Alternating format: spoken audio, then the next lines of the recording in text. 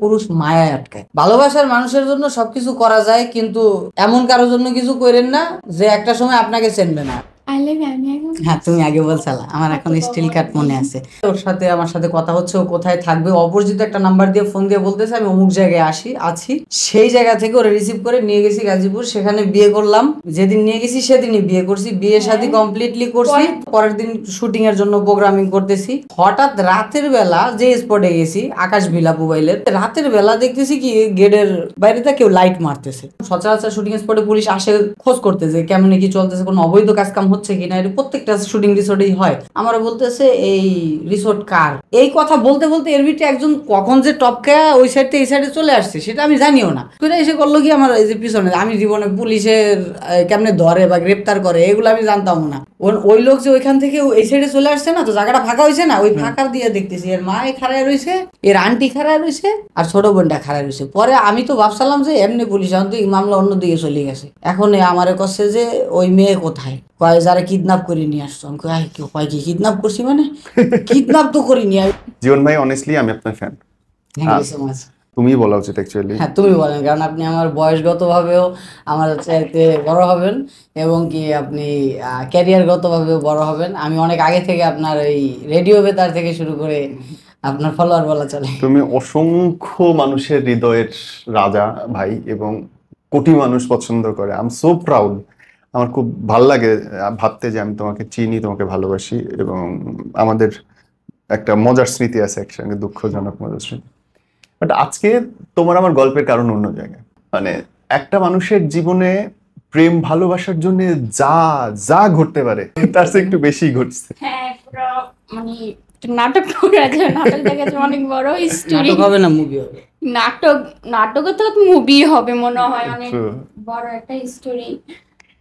আমি চাই জীবন ভাই, you start from the beginning, মানে সেই প্রথম দেখা থেকে একটু আমাদের বলো যে এই প্রথম দেখা বলতে কি, আমি আসলে 2019-এর শুরু বা শেষ হবে এমন টাইমে আর কি ইউটিউবিং শুরু করি। আমার প্রথম চ্যানেলের নাম ছিল ব্লগ ডিএসআর, সেকেন্ড চ্যানেল জীবন কমেডি। তো এই দুইটা চ্যানেলে যখন ভিডিও করি এবং টিকটকেও ভিডিও বানাইতাম, তো মানুষ আমার শর্ট ভিডিওগুলো বেশি পছন্দ করতো, জোকস ভিডিওগুলো। তো ওই যেমন একটা জোক যদি বলি যে যেটা আমি প্রমাণ দিতে পারি, 2019 সালে ভিডিও বানাইছি যে চাইল পুরান হইলে ভাতে পারে আর বউ পুরান হইলে ওজনে পারে। অনেকে এটার প্রুফ পাবে, এটা আমার 19 সালের ভিডিও, রিয়ালিটি। আমি আমার বই সব পট করে মাথায় আসলো। হ্যাঁ, আমি বিয়ে করছিলাম, আমার ওজন ছিল হচ্ছে 52 কেজি, এখনকারটা বললে মারবে। তো তারপরে মোটামুটি হালকা পাতলা মানুষ চেনা শুরু করে, হঠাৎ একটা ইমেল পাই। তো আমি ইমেল পাই, ইমেলে বলছে আপনাকে দিয়ে আমরা কিছু নাটক করাবো। আমি আসলে এই ভিডিওগ্রাফিতে কিছুই জানি না, এক কথায় বুঝি না এটা। আমি ভাবলাম যে তাহলে এরা নাটক করাবে, তো কি জানি নাটক করাবে, যাই দেখি। তো গেলাম, অনেক আতঙ্কে গেছি, মনে হচ্ছিল যে কিডন্যাপ করে নিয়ে যাচ্ছে। হ্যাঁ, কারণ কখনো ওই জায়গায় যাই নাই, যাওয়া হয় নাই, এমন ওই মাস্টার বাড়ি গেছেন তো সেই জায়গার ভিতরে। তো যাই পরে গাজীপুর মাস্টার বাড়ি, সেই রাতে ওনার সাথে দেখা হয়। এখন আমি তো শুটিং স্পটে গেছি, পরে যতজন ছিল ডিরেক্টর থেকে ক্যামেরাম্যান সবাই এসে ছবি টবি তুলতেছে, সেনে টুকটাক। এর সামনে আমি ভাত খাচ্ছি, যখন রাতের ভাত খাওয়ার পরে পর্ব হয় না, তো এর মা, ছোট বোন, আরে এরা সামনে বসে ভাত খাচ্ছে, আমি এবার এই সাইডে, আমার সাইডে দুইটা নায়িকা ছিল যদিও। হ্যাঁ ভাবি, কি অবস্থা দেখছো বলো, কি করছিলাম না বল, না দুইটা মেয়ে ছিল, তো আরেকটা মেয়ে আছে, নাম দরকার নাই, নাম তো মনেই নাই, তুমি তো যাইতো ব্যাটারি, নাম তো মনে নাই। দেখি ও মেয়েটা নিচে হাত দিয়ে খেতে পারে না, আমি খাওয়াই দিচ্ছিলাম, ও খাওয়াই দিচ্ছিল। তো আমি আর মার কানে বলছি, মা দেখছো দুইটা মেয়ে, আর মনে হয় বউটু হবে জন্য খাওয়াই দিচ্ছে। কই হ্যাঁ হবে হতো। আচ্ছা, পরে জানলাম না ওই মেয়েটা খেতে পারে না, প্রতিবন্ধী, খেতে পারে না। ওকে একটারে খাওয়াচ্ছিল না দুইটারে খাওয়াচ্ছিল? একটারই। আমি আবার একটু ওই মেয়েদের একটু আলাদাভাবে কদর করি, এটা আমার অভ্যাস। পরে আমি তো কখনো আমার আম্মু কখনো কারোর সাথে আড্ডা মাড্ডা দিতে পছন্দ করতো না, ওর সাথে তো আমার পরিচয় হয়নি। রাতের বেলায় খেয়ে দিয়ে ঘুমিয়ে পড়লাম। না আর একটু কাহিনী আছে, এই আর কি, যখন ওই যে ভাত খাচ্ছিল, তো আমি ভাবতেছিলাম সবাই তো চেনে জানি একটা টপিক আছে, কিন্তু এ মেয়েটা কোনো কথা করছে না, কে সমস্যা কি, এই যে ব্যাটারি এ তো জানি না ওই সময়। হ্যাঁ, তো পরে আমি একটু নিজের সাইডেই বললাম যে আপু আপনাকে চেনা চেনা লাগতেছে, একটা মুচকি হাসি দিল, আর কিছু করলো না। হ্যাঁ। তো পরের দিন শুটিং মুটিং সব কিছু শেষ হয়েছে, তো আমার ওই জায়গার ওই শুটিংয়ের ওই সব পছন্দ হয় না। আমি যেরকমের চিন্তা ভাবনা করে গেছিলাম, আমার চিন্তা ভাবনার সাথে মেলে নাই। আমি গেছি শেখতে, দেখি তারা আমার চাইতে একটু পিছনে আসে। তো আমার আসলে ওইভাবে হয় নাই। তো আমি ভাবছি যে আমি প্যাক আপ করে দেবো, যাবো গা।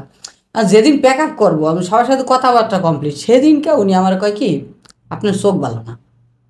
মানে আমি কই কেরে ভাই, আমি এই মাতারির সাথে যতগুলা শ্যুট করছি, যতগুলা শর্ট দিছি, এর সাথে আমি না তো এর দিকে তাকাইছি ওইভাবে, না তো একটা বাজে কথা কইছি, না তো ইশারা করছি। সে করছে আমার চোখ ভালো না। আমার তো আরো খারাপ হয়ে গেছে মেজাজটা। আমি কাজই করবো না, আমি বাসায় চলে যাবো। কয় ভাই এনে স্পট ভাড়া আছে, মেকআপ, তারপর ক্যামেরা, অনেক ইয়ে আছে, ঝামেলা আছে। এরকম অনেক বিলে করার পরে শেষে আমি খেপে গেছি, আমার চোখ খারাপ মানে আমি কি করেছি তোমার সাথে কথা। তারপর আমি বলি যে চোখ খারাপ বলার কারণ হচ্ছে আমি ওইভাবে বলতে চাই না, মানে ওর চোখ দেখে আমি প্রথমে ক্রাশ খেয়েছিলাম। রাতে তো দেখি নাই, অন্ধকার ছিল ভাই। রাতে দেখে নাই, দিনের বেলা দেখছে, সুন্দর করে বলছে আপনার চোখগুলা ভালো লাগছে। আমি আবার অন্যদিকে বলছি আপনার চোখ দুটো আসলে খারাপ।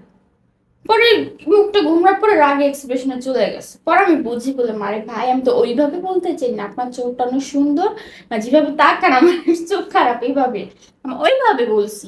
তো ও আচ্ছা, তখন থেকে আমাদের কিন্তু শোনা গেছে কেমন যে ওই চোখ খারাপ, মানে চরিত্রে দাগ লেগে গেল, চরিত্রে দাগ লেগে গেল। যদি আমি একটা অকারণ করতাম তো কথা ছিল।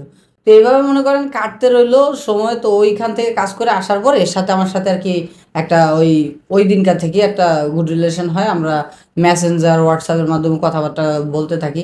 তারপর আরো বিভিন্ন শুটের ভিতরে এরা আমার জুটি করে নিই একসাথে, প্রায় 2 বছরের পথ চলা। তো মোটামুটি এক কথায় একে অপরের ভালোবাসতে শুরু করি। তবে আমাদের এগ্রিমেন্ট ছিল যে আমরা আসলে আমরা নিজেদের কেরিয়ার গুছানোর পরে তারপর বিবাহ করবো, এর আগে বিয়ে শাদী। প্রপোজ করলেন কেমনে, ভালোবাসা হইলো কেমনে ভাবে? ভালোবাসা হয়েছে বলতে ভাই, আমি যখন আর কি কেউ চিনতো না, তখনও আমার মেয়ে অটোমেটিক পইটে যাইতো যদি কারোর সাথে প্রেম করতে চাইতাম। কিন্তু এরে পড়াইতে আমার সবচেয়ে বেশি সময় লাগে ব্যাটারি দেখে। আবার দ্বিতীয়ত এর আম্মুর ভয় ছিল। আমার ভয়, আমি তো আমার প্রমিস করে আসে যে মিডিয়াতে কোনো ছেলের সাথে রিলেশন করবো না, নাকি শুনছি মিডিয়ার ছেলে ভালো হয় না। তো আমি আমার চোখে ওরা খুব ভালো লাগছে। ওকে আমি সেলিব্রিটি দেখে ইয়া করি নাই, কারণ আমি প্রথম দিক থেকে ও সেলিব্রিটি ছিল, যখন দেখা হয়েছিল আমাদের সামনাসামনি ও সেলিব্রিটি ছিল, দেখছিলাম হয়তো বা খেয়াল নাই, কিন্তু আমার ব্যক্তি হিসেবে ওর আমার খুব ভালো লাগছে। কথাবার্তা, আস্তে আস্তে দেখা শোনা, একে কারোর জন্য ভালো লাগা। পাম দিচ্ছি না, হ্যাঁ সত্যি বলতেছি, আপনাকে আমি সেলিব্রিটি দেখে ভালোবাসি, সেটা আমি জানি। সেটাই একেবারে ভালোবাসা। বউরা অন্য মানুষ মানে অন্য ছেলের কাছে জামাইয়ের প্রশংসা হয়তো করে, হয়তো এছাড়া দুনিয়ার কোনোখানে করে না। হ্যাঁ, হইতে পারে। হ্যাঁ, তারপরে এভাবে কন্টিনিউ মোটামুটি চলতে থাকলাম। একটা বাইক কিনলাম। হ্যাঁ, আমার জীবনে আমার উপার্জনে কেনা প্রথম বাইকে আমি একমাত্র এরই প্রথম নারী হিসেবে উঠাই। আমি এর আগে বাইক কিনছি 15 দিন হয়ে গেছে, এর সাথে শুটমুট পরে নাই, কিন্তু আমি অনেক মেয়ে উঠতে চাইছি। আমি বলছি যে আপাতত না, ছেলেরা বসছে কোনো সমস্যা নেই, কিন্তু আমি এই গাড়িতে যদি বসাই আমার গার্লফ্রেন্ডে বসাবো, এটা কি প্ল্যানিং। তখন কি গার্লফ্রেন্ড হয়ে গেছে? হ্যাঁ, তখন গার্লফ্রেন্ড তো কনফার্ম। প্রপোজ হইলো কেমনে? প্রপোজ হয়েছে এর অনেক দিন মানে পটাইছি, এক কথা যে এ ভেতর থেকে রাজি ছিল, কিন্তু যে ভয়ে বলতে পারতেছিল না। তবে আই লাভ ইউ সর্বপ্রথম এই আমারে বলছে। হ্যাঁ, তুমি আগে বলছালা, আমার এখন স্টিল কাট মনে আছে। তো এই প্রথম যখন আমাকে আই লাভ ইউ বলে, ওই আই লাভ ইউ বলে এটা তো আর কি শুরুয়াত, প্রথম যাত্রা। তো এখনকার রিলেশনে আই লাভ ইউ বলে আর কি ওই স্বাক্ষর করা লাগে না, অলমোস্ট বুঝে যায় মানুষে। তো অমনে রিলেশন চলতে রইলো, আমাদের মতো করে আমরা চলতে রইলাম, একটা ক্যারিয়ার বিল্ড করতে রইলাম। অনেক মানুষ মোটামুটি চেনা শুরু করলো আমাদেরকে। তো একটা টার্নিং পয়েন্ট, এমন একটা পয়েন্ট যেই জায়গা থেকে যে কোনো জায়গায় যাওয়া যায়। চৌরাস্তার মোড়ে আছি এই মুহূর্তে, আমি আমার ক্যারিয়ারের চৌরাস্তার মোড়ে আছি, যে কোনো দিকে যাওয়া যায়। তো তখন ওই যে প্রথম বাইক, শখের নারীরে বসার একটাই টান দিছি, নগদ অ্যাক্সিডেন্ট। ওই যে আমি চিৎকার দিছি, আরে হিরোর মতন টান দিতে ছিল না, দুই পাশে রিস্কা ভরা আছে, মনে হচ্ছে জোরে টান দিছে।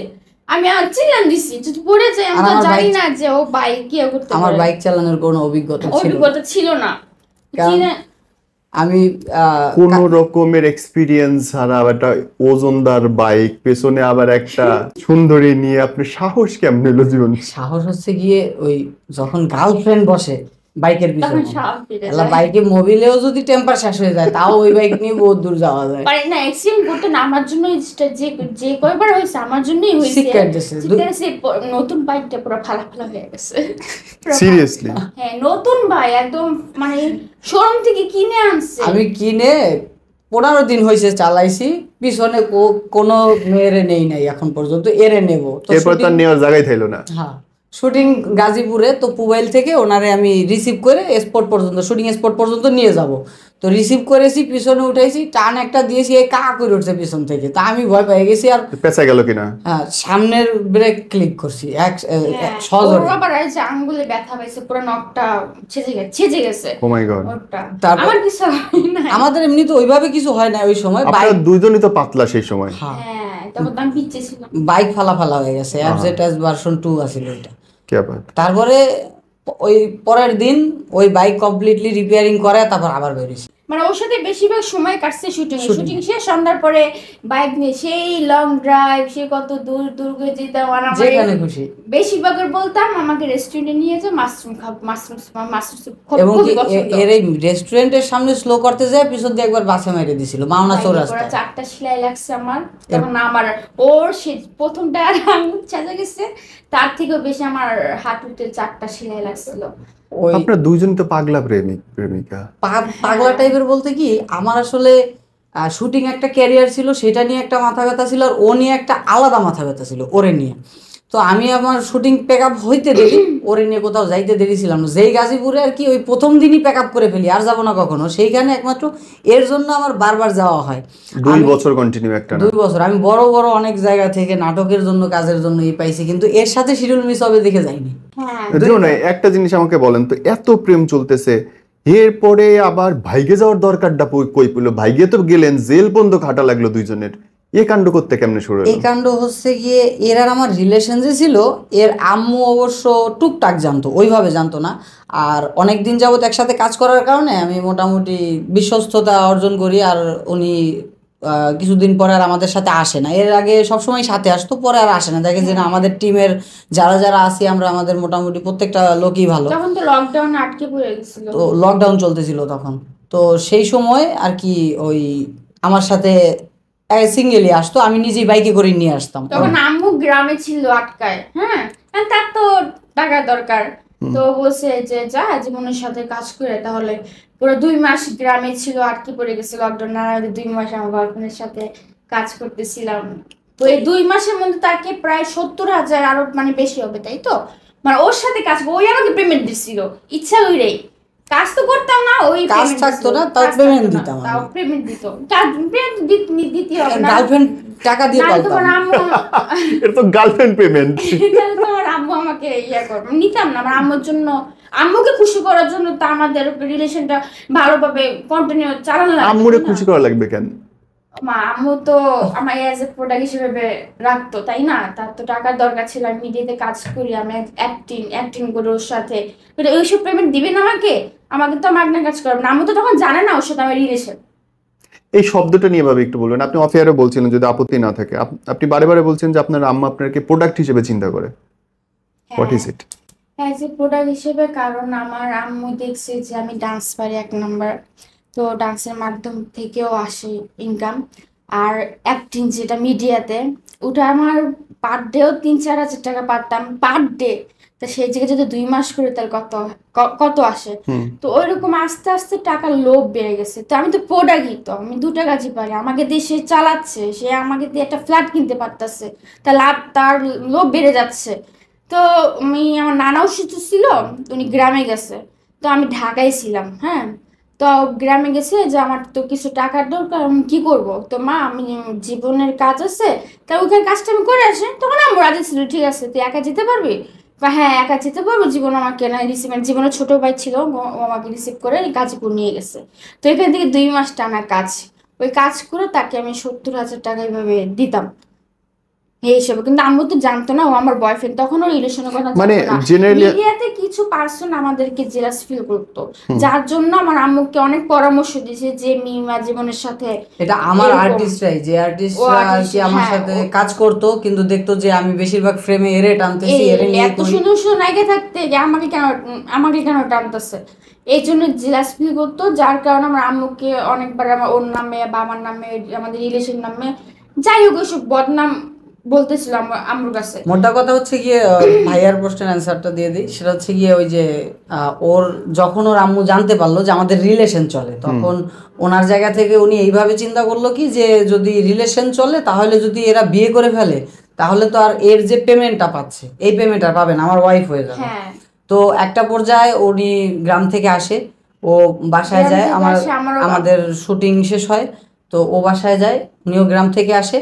তো উনি ওই যে জানতো যে আমাদের রিলেশন চলে, এটা আবার ওরে বলে নাই, বললে আবার যদি অন্য কিছু হয়, তো ওই বাসায় যাওয়ার পরে বলতেছে যে এরপর থেকে জীবনের সাথে আর তোমার কোনো কাজ করতে দেবো না। হ্যাঁ, এবার আমি বলি, আমার তখন বলছে যে বাসায় আসছি, পেমেন্ট সব দিচ্ছি, তখন অ্যাক্সিডেন্ট করা পায়, তখন কিন্তু তখনও বলি নাই যে বাইকে অ্যাক্সিডেন্ট আমি করছি। হ্যাঁ, 4টা শিলি ছিল, 4টা শিলি ছিল, আমাকে মানে বেশি যে করাবে তাও করাবে না জিত কইরা। আমি তখনও জানতো না যে বাইকে অ্যাক্সিডেন্ট হয়েছে, শুটিংয়ে গাছ থেকে পড়ে গিয়ে আমার হয়েছে। তো বলছে কি যে জীবনের সাথে আর কাজ করার দরকার না, এখন অন্য অন্য অন্য কারোর সাথে কাজ করবো না, আমি যা করবো একজনের সাথেই কাজ করবো জুটি হিসেবে, তা ভালো হবে। সবার সাথে কাজ করে বিভিন্ন ধরনের কথাবার্তা, জানো তো মিডিয়ার অবস্থা, মিডিয়া কোনো জিনিসই ভালো না, একজনের সাথে কাজ করে বেটার হবে, আর জীবন আমার সাথে ভালো ম্যাচিং হয়, জুটি হিসেবে অনেক সুন্দর, সবাই প্রশংসা করে, তাই না ওর সাথে কাজ করতে আমি দিব না এরকম। এখন একটা লোক আছে পার্সোনাল, মানে বলতে পারবো না নামটা, তো আমার 28 তারিখে শিডিউল পড়ছে, ঠিক আছে, আমার অ্যাক্সিডেন্ট পার্ট দেখার বিষয় নেই, শুটিং করতে হবে, ঠিক আছে, যেতে হবে। আমি বলছি না আমি যাব না, আমার পক্ষে সম্ভব না, আমি কেন যাব, কে জীবন তোর কি হয়, মানে এত জীবনের প্রতি কিসের এত টান। আমি তখন জিদ করে বলে দিয়েছি আমি জীবনকে ভালোবাসি, আমরা বিয়ে করবো 2 বছর পর।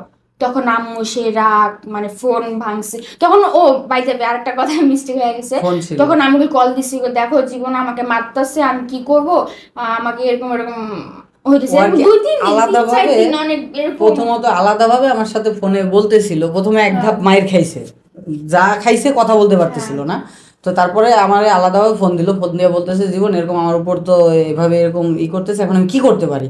এখন এমন একটা সময় ভাই, ওই যে বললাম আমি ক্যারিয়ারের চৌরাস্তার মধ্যে ছিলাম, যে কোনো রাস্তায় এখন আমি যেতে পারি, সেই সময়টাই এই দুর্ঘটনাটা। তো পরবর্তীতে আমি ওই ওর সাথে যখন কথা বলতেছি এই বিষয়ে আর কি, ওরা আমি পরামর্শ দিচ্ছি, এমন টাইমে আইসে হ্যাঁ, ভাবি তখন থাপ্পড় আমার দিছিল, হ্যাঁ তখন আমার কলে ছিল, দেন ফোন আমি পড়ে গেছে, ফোন আমি করেছি। শুনতেছিলাম যে কি হচ্ছিল। হ্যাঁ, দেন আমার এর পরের দিন আমার আন্টি আসছে, আন্টি এসে আমাকে বলে কি যে ও মিম মনে হয় জীবনের প্রতি আসক্ত, যে নেশা হয়ে গেছে, এখন ওকে 6 মাসের জন্য রিহাব সেন্টারে দিয়ে দে, তাই জীবনকে ভুলে যাবি, চুপি চুপি যে রিহাব সেন্টারে দিবি, ঠিক আছে। যে এই কথাটা আমি আবার শুনছি আমার ছোট বোনের মাধ্যমে, আমার ছোট বোনের মাধ্যমে আমার, মানে সব আমাকে সব কথা শেয়ার করে, ছোট বোনদের মাধ্যমে শুনছিলাম। তখন আমি আরো ভয় পাইছি, তখন আমি ওর এই কথাটা শেয়ার করছি, জীবন এরকম এরকম আমাকে রিহাব সেন্টারে দেবে। তখন কিন্তু বলে নাই যে পরের দিন সকালবেলা আমার নিয়ে পালিয়ে যাবে, তখন ও কুমিল্লা ছিল, দাদা আমার তোমার দাদা দাদা মারা মারা গেছিল। গেছিল। তখন আমি রাত্রে আম্মু ওই রুমে খাটেল, আমার ওই রুমে খাটেল, আমি এই রুমে, আমি এই রুমে একা একা শুয়ে পড়ছি, মামুর সাথে তখন ঝগড়া জানো। তখন আমি রাত 11টা বাজে, তখন আমাকে মেসেঞ্জারে ফোন দেয়, ফোন দিয়ে বলে কি যে মিম, আর তুমি জন্মদিন কাটেছো তোমার অনলাইনে। আমি বলছি হ্যাঁ একটা আছে 2000 সালের, তো তোমার বয়স কত হবে, 18 হবে, 18-19 হবে। আমি তখন তো জানতাম 18-19 হবে। কো আচ্ছা ঠিক আছে, তুমি জন্মদিন কাটা নিয়ে কালকে সকাল 11টা। আমি বলছি কালকে তোমার পরীক্ষা আছে, 9-এর পরীক্ষা আছে বিজ্ঞান, তুমি 2টার সময় আইসো। ঠিক আছে তুমি ফোন নিয়ে আইসো। পরে লামিয়াকে আমার ছোট বোন সকালে বললাম কি আমার জন্মদিনের কার্ডটা আলমারি থেকে বের করে দে, কারণ আলমারির চাবিটা আমার আম্মুর কাছে থাকে, ওই পারবে, তো বের করে দে, আমি স্কুলে জমা দিব। ঠিক আছে, তো জন্মদিনের কার্ডটা পেলাম, ব্যাগে নিলাম, পরীক্ষাটা দিলাম, 2টা বাজলো, ফোন দিলাম, বাইক নিয়ে আসলো, পালিয়ে গেলাম, গিয়া গাজীপুর গেলাম, ওইখানে বিয়ে ওরে করলাম। আমি আমার দাদারে মাটি দেওয়ার পথে ওর সাথে আমার সাথে কথা হচ্ছে, ও কোথায় থাকবে, অপরিচিত একটা নাম্বার দিয়ে ফোন দিয়ে বলতেছে আমি অমুক জায়গায় আছি। সেই জায়গা থেকে ওরে রিসিভ করে নিয়ে গেছি গাজীপুর, সেখানে বিয়ে করলাম। ওই রাত্রেই যেদিন নিয়ে গেছি সেদিনই বিয়ে করছি, বিয়ে শাদী কমপ্লিটলি করছি আমরা। ওই বিয়ে গেল, ওই দিনটা পুরো দিন গেল, পরের দিন শুটিং এর জন্য প্রোগ্রামিং করতেছি। হঠাৎ রাতের বেলা যে স্পটে গেছি আকাশ ভিলা মোবাইলের, ওই স্পটে বিয়ে হয়েছে। রাতের বেলা দেখতেছি কি গেটের বাইরেতে কেউ লাইট মারতেছে। তো আমি ভাবলাম সচরাচর শুটিং স্পটে পুলিশ আসে খোঁজ করতে যে কেমন কি চলতেছে, কোনো অবৈধ কাজকাম হচ্ছে কিনা, এটা প্রত্যেকটা শুটিং রিসোর্টেই হয়। তো আমি একটু আগায় গেলাম যে আমার তো চিনে অন্তত পক্ষে 10 জন অফিসারের ভিতরে একজন তো চিনবে অন্তত পক্ষে। তো ওই হিসাব করে গেলাম। আমার বলতেছে এই রিসোর্ট কার, আমি বলতেছি রিসোর্ট মালিকের নাম আকাশ। পরে বলতেছে ওনার বাড়ি কই, পরে বলতাম এদিকেই। পরে এই কথা বলতে বলতে এর ভিতরে একজন কখন যে টপকা ওই সাইড থেকে এই সাইডে চলে আসছে সেটা আমি জানিও না। ঠাস করে এসে করলো কি আমার এই যে পিছনে, আমি জীবনে পুলিশের কেমনে ধরে বা গ্রেপ্তার করে এগুলো আমি জানতাম না। ধরলো ওই লোক যে ওইখান থেকে এই সাইডে চলে আসছে না, তো জায়গাটা ফাঁকা হয়েছে না, ওই ফাঁকা দিয়ে দেখতেছি এর মা খাড়ায় রয়েছে, এর আন্টি খাড়ায় রয়েছে, আর ছোট বোনটা খাড়ায় রয়েছে। পরে আমি তো ভাবছিলাম যে এমনি পুলিশ এখন তো মামলা অন্যদিকে চলে গেছে। এখন আমারে কচ্ছে যে ওই মেয়ে কোথায়, আমি কই কোন মেয়ে, কয় যারা কিডন্যাপ করে নিয়ে আসছো। আমি কই কেউ কয় কি কিডন্যাপ করছি, মানে কিডন্যাপ তো করিনি, আমি তারা ভালোবাসি। আমি তখন জানিও না, রুমে ছিল, ও রুমে ছিল, আমি তারা ভালোবাসি, আমি তারা নিয়ে এসেছি, বিয়ে করছি। সেই বিয়ের কথা শুনছে না, এখন এর মায়ের জানি কেমন অবস্থা হয়ে গেছে। এখন পুলিশটা উড়াদুরা ফোর্স করতে আসে যে এদের সাথে সাথে যারা আছে সব আসামি। একটা ছেলে জাভেদ আমার ছোট ভাইয়ের মতো আমার টিমে কাজ করে, ওই ছেলেটা কিচ্ছু জানে না। ও ফার্স্ট টাইম শুটিং স্পটে গেছে যে গাজীপুরে মানুষ কেমনি শুটিং করে সেটা দেখবে, সেই ছেলেটারও মামলার সেকেন্ড আসামি বানাইছে, সেকেন্ড না থার্ড বানাইছে ওরে। আর দুর্জয় যে আমার পিছনে থাকে লাভ দেয় এই নামে চেনে সবাই, ওরে সেকেন্ড আসামি বানাইছে। অথচ এরা আমার টিম মেম্বার, মানে যারে হাতের দ্বারে পাইছে তারই মামলা দিয়েছে। তবে এই একটা কথা না বললেই নয়, নিশাদ রহমান তখন আমার সাথে ছিল, আমাদের সাথে যখন এই ঘটনা ঘটে তখন ও ছিল। তো ও বলতেছিল যে আমারও নিয়ে যান, আমিও তোর টিমের লোক, ওর সাথে শুটিং করতে আসছি, আমারও নিয়ে যান। জিদ্দেই বলতেছিল, ওর সাথে আমার একটা ভালো সম্পর্ক ছিল, খালতো ভাই বোনের মতো। ও বরিশালের, আমার নানা বাড়িও বরিশাল, এই কারণে ভালো একটা সম্পর্ক ছিল। তো ওই যে থানায় নিয়ে গেল, তা আমি মনে করছি পুলিশ তো জিজ্ঞাসা করে ছেড়ে দেবে, কারণ আমি বিয়ে করছি, আমার কাবিন আছে, রিসিপ্ট দিয়ে গেছে কাজী, আমার জায়গা থেকে আমি অথেন্টিক, এর জন্ম নিবন্ধন আছে, সবকিছু ঠিকঠাক আছে। এর মা করছে কি ওই ওসিও সকালবেলা সবকিছু যাচাই বাছাই করে দেখলো যে আমরা কোনো ক্রাইম করি নাই। তো তারপরে উনি ওই জেএসসির একটা সার্টিফিকেট ছিল ওর, ওইটা নিয়ে এসে বলতেছে আমার মায়ের রিয়েল বয়স এইটা, জন্ম নিবন্ধন ওটা আমি বাড়ায় দিয়েছিলাম বয়স, এটা কি এল্লাই দিয়েছে সেটা বলতেছে না, বয়স বাড়ায় দিয়েছিলাম, মানে এর নাকি বয়সের তুলনায় একটু বেশি বয়স্ক দেখা যায়, এই কারণে বয়স বাড়ায় দিয়েছিল, এই কারণে জন্ম নিবন্ধন বাড়তি বয়সে দিয়েছে। তো এটা দেওয়ার পরে ওই জেএসসি সার্টিফিকেট দিছে। এখন পুলিশ এমন করছে থানার অবস্থা, মানে কনস্টেবল থেকে শুরু করে আনসার পর্যন্ত ক্ষিপ্ত হয়ে গেছে এর মায়ের উপরে। এর আর কি ভাবতেছিল 24 ঘন্টার ভিতরে যেমন কোর্টে উঠে দিই, তারপর অনেকটা যাওয়ার হবে না। পরে আমারে কোর্টে চালান করে দিল। তবে ওই থানার যারা পুলিশের দায়িত্বে ছিল তাদের আসলে তারা আমাকে প্রচুর সেফটি দিছে, যার কারণে এই জিনিসটা হাইলাইট হয় না, মানে নাইলে তো কত রকম গল্প বের হয়ে যেত। হ্যাঁ, পরে কোর্টে গেছে, কোর্টে আমাদেরকে উঠাইছে। তো কোর্টে উঠানোর পর তখনও জানতাম না যে আমাকে সেফ কাস্টডি দিবে। তো আমাকে একটা ম্যাজিস্ট্রেট কাছে নিয়ে গেছে। তো ম্যাজিস্ট্রেট কাছে নিয়ে যাও, ম্যাজিস্ট্রেট আপুটা খুবই ভালো ছিল যে তুমি কার কাছে যেতে চাও। তো আমি বললাম হাজবেন্ডের কাছে, তো এখন নাম বলা যাবে না কারণ আমার বয়স তখন কম, জিএসসি সার্টিফিকেট দিয়ে মামলা দিছে। তো বলছে যে তুমি কার কাছে যাবো, বলছে আমি শাশুড়ির কাছে যাবো, আমি শাশুড়ির কাছে থাকতে চাই, আমার মা হিসাবে আমার শাশুড়িকে দেখতে যাবো, উনি আমাকে ভালো প্রোডাক্ট দিবে, আমি হাজবেন্ডের কাছেও যাবো না, আমার হাজবেন্ড থাকুক সমস্যা নাই, আমি আমার শাশুড়ির কাছে থাকবো। এর মধ্যে আমার আম্মু জজ করে সাইন নিয়ে আসছে, এরা টাকা ঠিক আছে, আমি ইচ্ছা করে সেফ কাস্টডি যাবো, আমার নাইলে আমার আম্মুর কাছে যেতে হবে না, সেফ কাস্টডি যেতে হবে, দুটোর একটা রাস্তা করতে হবে। তো আমি আম্মুর কাছে গেলে তো আমার আম্মু আমাকে ডাইরেক্ট বেচিয়ে দিবে, বিক্রি করে দিবে, মনে হচ্ছে যেরকম মনে হচ্ছে ওনার এত লোভ এত আমার তো মনে হচ্ছে আমাকে বিক্রি করে দিবে। একটা জিনিস স্কোপ করেছি, মানে মানে মিস্টেক হয়েছে, সেটা হচ্ছে গিয়া ওই যে ফোন পড়ে যাওয়ার গল্পে, যখন ফোন পড়ে যায় তখন আমি শুনতে পাচ্ছিলাম এর মা এর বলতেছে যে যদি জীবনের সাথে যাইতে ইচ্ছে করে তাহলে আমাকে 15 লাখ টাকা দিয়ে নিয়ে যাইতে বল। কিসের জন্য টাকা? ওই যে ছোটবেলা থেকে মানুষ করছে, যে তোর ছোটকাল থেকে আমাকে বলছে বড় করছে, এইভাবে বলছে, তো ছোটকাল থেকে মানুষ করছি, তো আমার এই ঋণটা শোধ করে দে। তো কিসের ঋণ? আমার 15 লাখ টাকা দিয়া যা।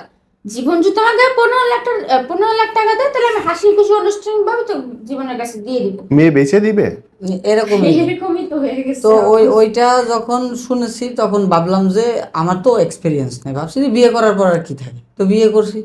তো এমনি করে আমারে দিল কেরানীগঞ্জ জেলখানায় পাঠায়, হ্যাঁ, এরে দিল ওই পরে আমি ওর সাথে সেফ কাস্টে যাওয়ার আগে ও আমাকে বলছে 3টা দিন কষ্ট করো, ইয়া করো।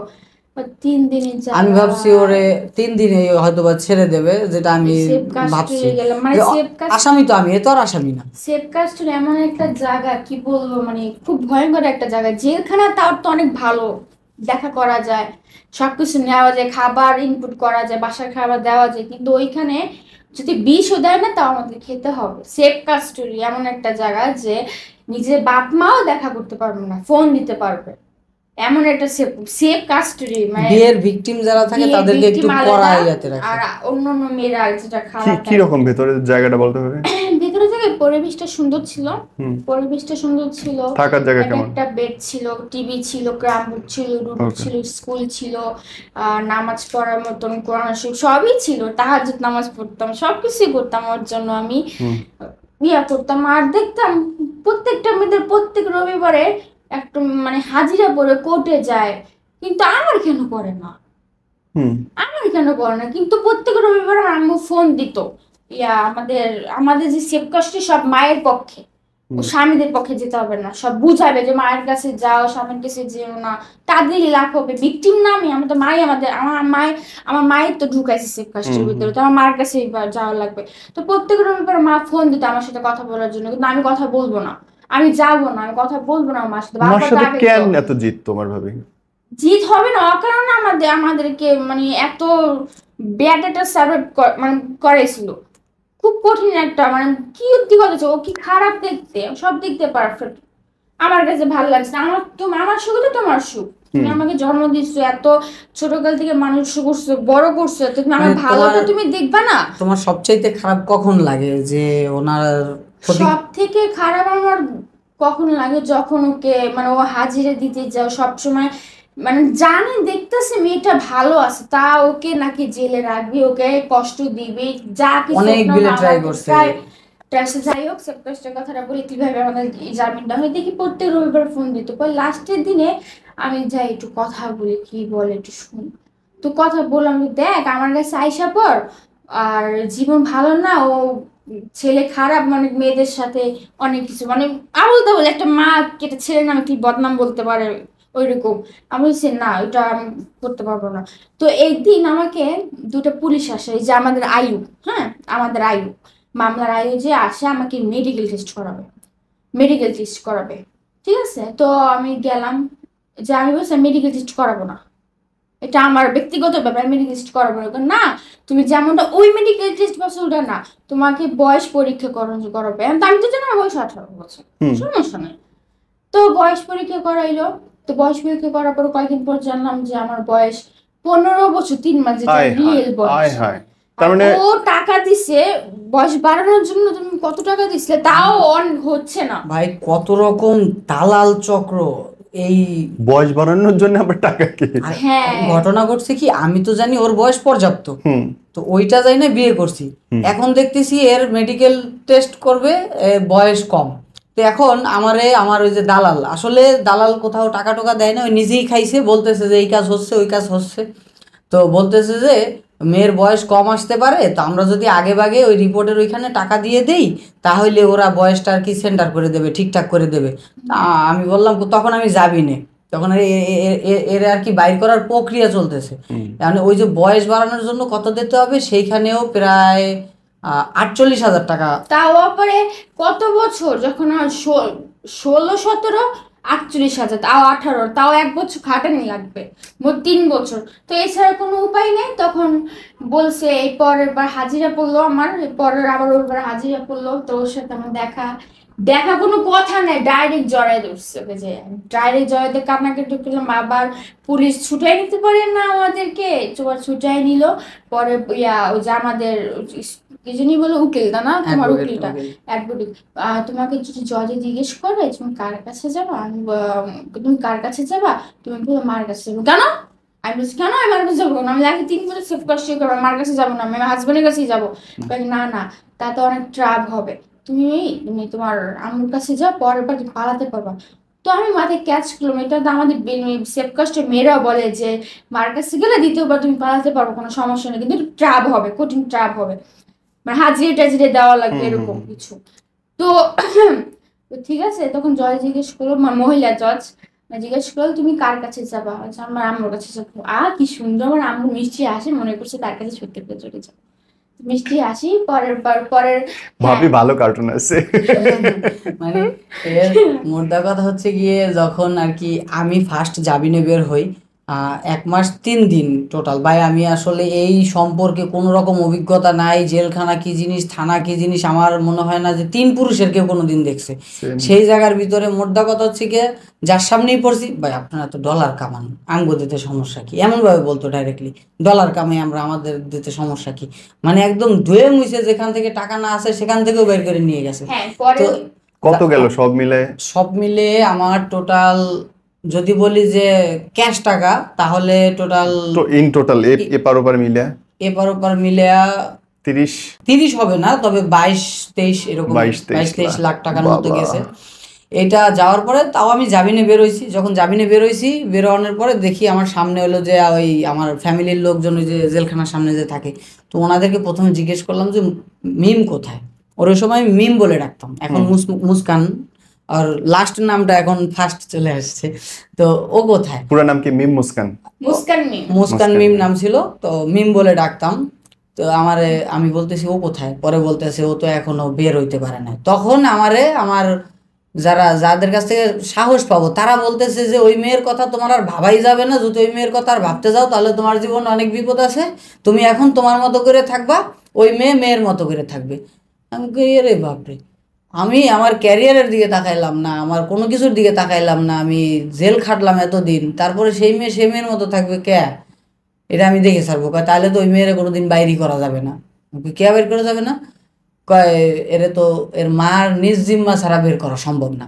আমি এই জেলখানার ভিতরে বসে, অনেকে যারা জেলে গেছে তারা জানবে হয়তোবা, প্রায় কত মানুষের সিরিয়াল ছিল, সিরিয়াল ঠেইলে যায় ফোন দিতে হতো, 3 মিনিট 100 টাকা, এই সিরিয়াল দিয়ে ফোন দিয়ে যায় ওনারে, যখন বেঁটেছিলাম ফোন দিলাম, ফোন দিয়ে বলছি মা আমি মিমের স্বামী, এটা বলাতে আমাকে কঠিনভাবে কটাক্ষ করে, খুব ছোট করে বলে। তো পরবর্তীতে আমি বলি দেখেন মা, আপনি যে এই মামলাটা দিয়েছেন এতে দেখেন মিমও কষ্ট পাচ্ছে, আমিও কষ্ট পাচ্ছি, আর আমাদের এই জায়গা থেকে টাকাগুলো মানুষ নিয়ে যাচ্ছে, তার চাইতে ভালো এক কাজ করেন, আপনার যদি কোনো ডিমান্ড থাকে, কারণ ওই যে ফোন পড়ে গেছিলো, আমি শুনছি 15 লাখ টাকার কথা বলছে, আমার কাছে যদি কোনো কিছু বিক্রি করেও দেওয়া লাগতো আমি তাও করতাম, আমার কি যদি অর্গান কোনো পার্টস বিক্রি করা লাগতো তাও আমি করতাম ওনার এই টাকাটা পরিশোধ করার জন্য। তাও আমি চাচ্ছিলাম না যে আমার এই ক্যারিয়ারগত সময় আমি এতদিন বন্দি থাকি, 30 দিন 33 দিন বন্দি থাকা মানে একটা সব পড়ে যাবে, সব কিছু শেষ হয়ে যাবে। তো ওনার আমি এভাবে বুঝাই বলতেছিলাম, উনি কি করছে সেটা আবার কোর্টে যায় বলছে আমি নাকি তার ফোনের ভিতরে হুমকি দিচ্ছি, হ্যাঁ হুমকি দিচ্ছি এটা বলছে। তো এটা বলার পরে আমি আবার আব্বুর সাথে যখন কথা বলছি তখন আব্বু বলতেছে তুমি তারে ফোন দিলা কিসের জন্য, সে তো কোর্টে উল্টা এটার জন্য আরো ঝামেলা করাচ্ছে। ওই আমার জামিন হয়, কিন্তু এই শুধুমাত্র এই কথার কারণে জামিন আটকে গেল আবার, যার কারণে আরো 3 দিন একটা না আমার জেলে থাকা লাগছে। তো তারপরে জামিনে বেরোইলাম, ওর কথা জিজ্ঞেস করলাম, কয় যে মহা অপরাধ, এর কথা জিজ্ঞেস করতে গেলে আমি আগুনের ভিতরে হাঁটা লাগলে তাও তো হাঁটবো, মহা অপরাধ হোক আর যাই হোক। তারপরে বলতেছে আমার বাইকটা কই, ভাই বিশ্বাস করেন এই যে মাওনা অ্যাক্সিডেন্ট করলাম, তখন আমরা ওই যে বিয়ের পরের দিন আমরা ওই বাইকটারে নিয়ে একদম ইয়ামাহার শোরুমের ভিতরে ঢুকায়, মানে একদম ফুল কমপ্লিট, নতুন বউ নিয়ে ঘুরবো একটা ফিলিংস অন্যরকম, একদম ফুল কমপ্লিটলি মডিফাই করি না বাইকটার স্পোর্টে রাখি। ওদিনকার রাত্রেই পুলিশ নিয়ে যায় ওই বাইক, পরবর্তীতে আমার ছোট ভাইরা বাসায় নিয়ে গেছে। তো বাইরনের পরে আমি জিজ্ঞেস করলাম বাইকটা কোথায়, পরে শুনি যে বাইকটা সেল দিয়ে দিছে, টাকা দরকার ছিল, বাইকটা সেল দিয়ে দিছে। আমি তখন ওই সময় ফেসবুক পেজ সম্পর্কে ওইভাবে কারো আইডিয়া ছিল না বা অভিজ্ঞতাও ছিল না, আমার 8 লাখ ফলোয়ার ছিল ওই সময়। ওই ফেসবুক পেজটা আমি বুঝতাম না তো ওইভাবে, একজনকে দিয়েছিলাম দায়িত্বে, সে হারিয়ে গেছে, ফেসবুক পেজ নিয়ে হারিয়ে গেছে। তো ওইটা গেল, জেল থেকে বেরিয়ে দেখি শুধুমাত্র আমার একটা ইউটিউব চ্যানেল আছে জীবন কমেডি, আর সেই সময় আমার প্রায় 9 লাখ টাকা আমি দেই না মানে আমার বের হইতে 9 লাখ টাকা এই পর্যন্ত খরচ গেছে, এই টাকাগুলো আমার পরিশোধ করতে হবে মাইনাসে। তখন কোনো পথ না পেয়ে, মানে এক কথায় আমার সন্তানের মতো চ্যানেলটা ছিল ভাইয়া, হ্যাঁ ওইটার আমি সেল দিয়ে দিছি। জীবন কমেডি, তাই তো বলি, একটু আগে আমি খুঁজতেছিলাম জীবন কমেডি পাইলাম না।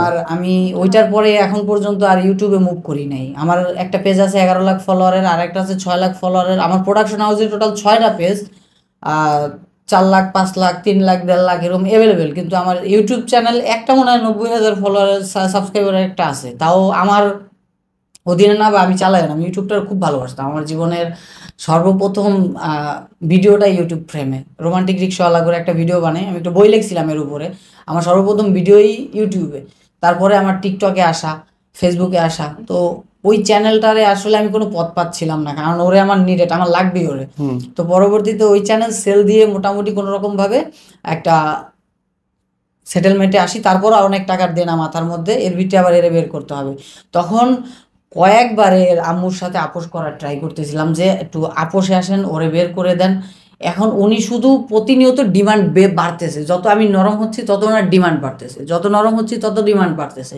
তখন ওই যে দালাল ছিল, সেই দালাল বলতেছে যে আপনাদের মাঝখানে আমি একটা সমঝোতা করে দিতে পারবো, হ্যাঁ তাহলে মিমের জামিন হয়ে যাবে,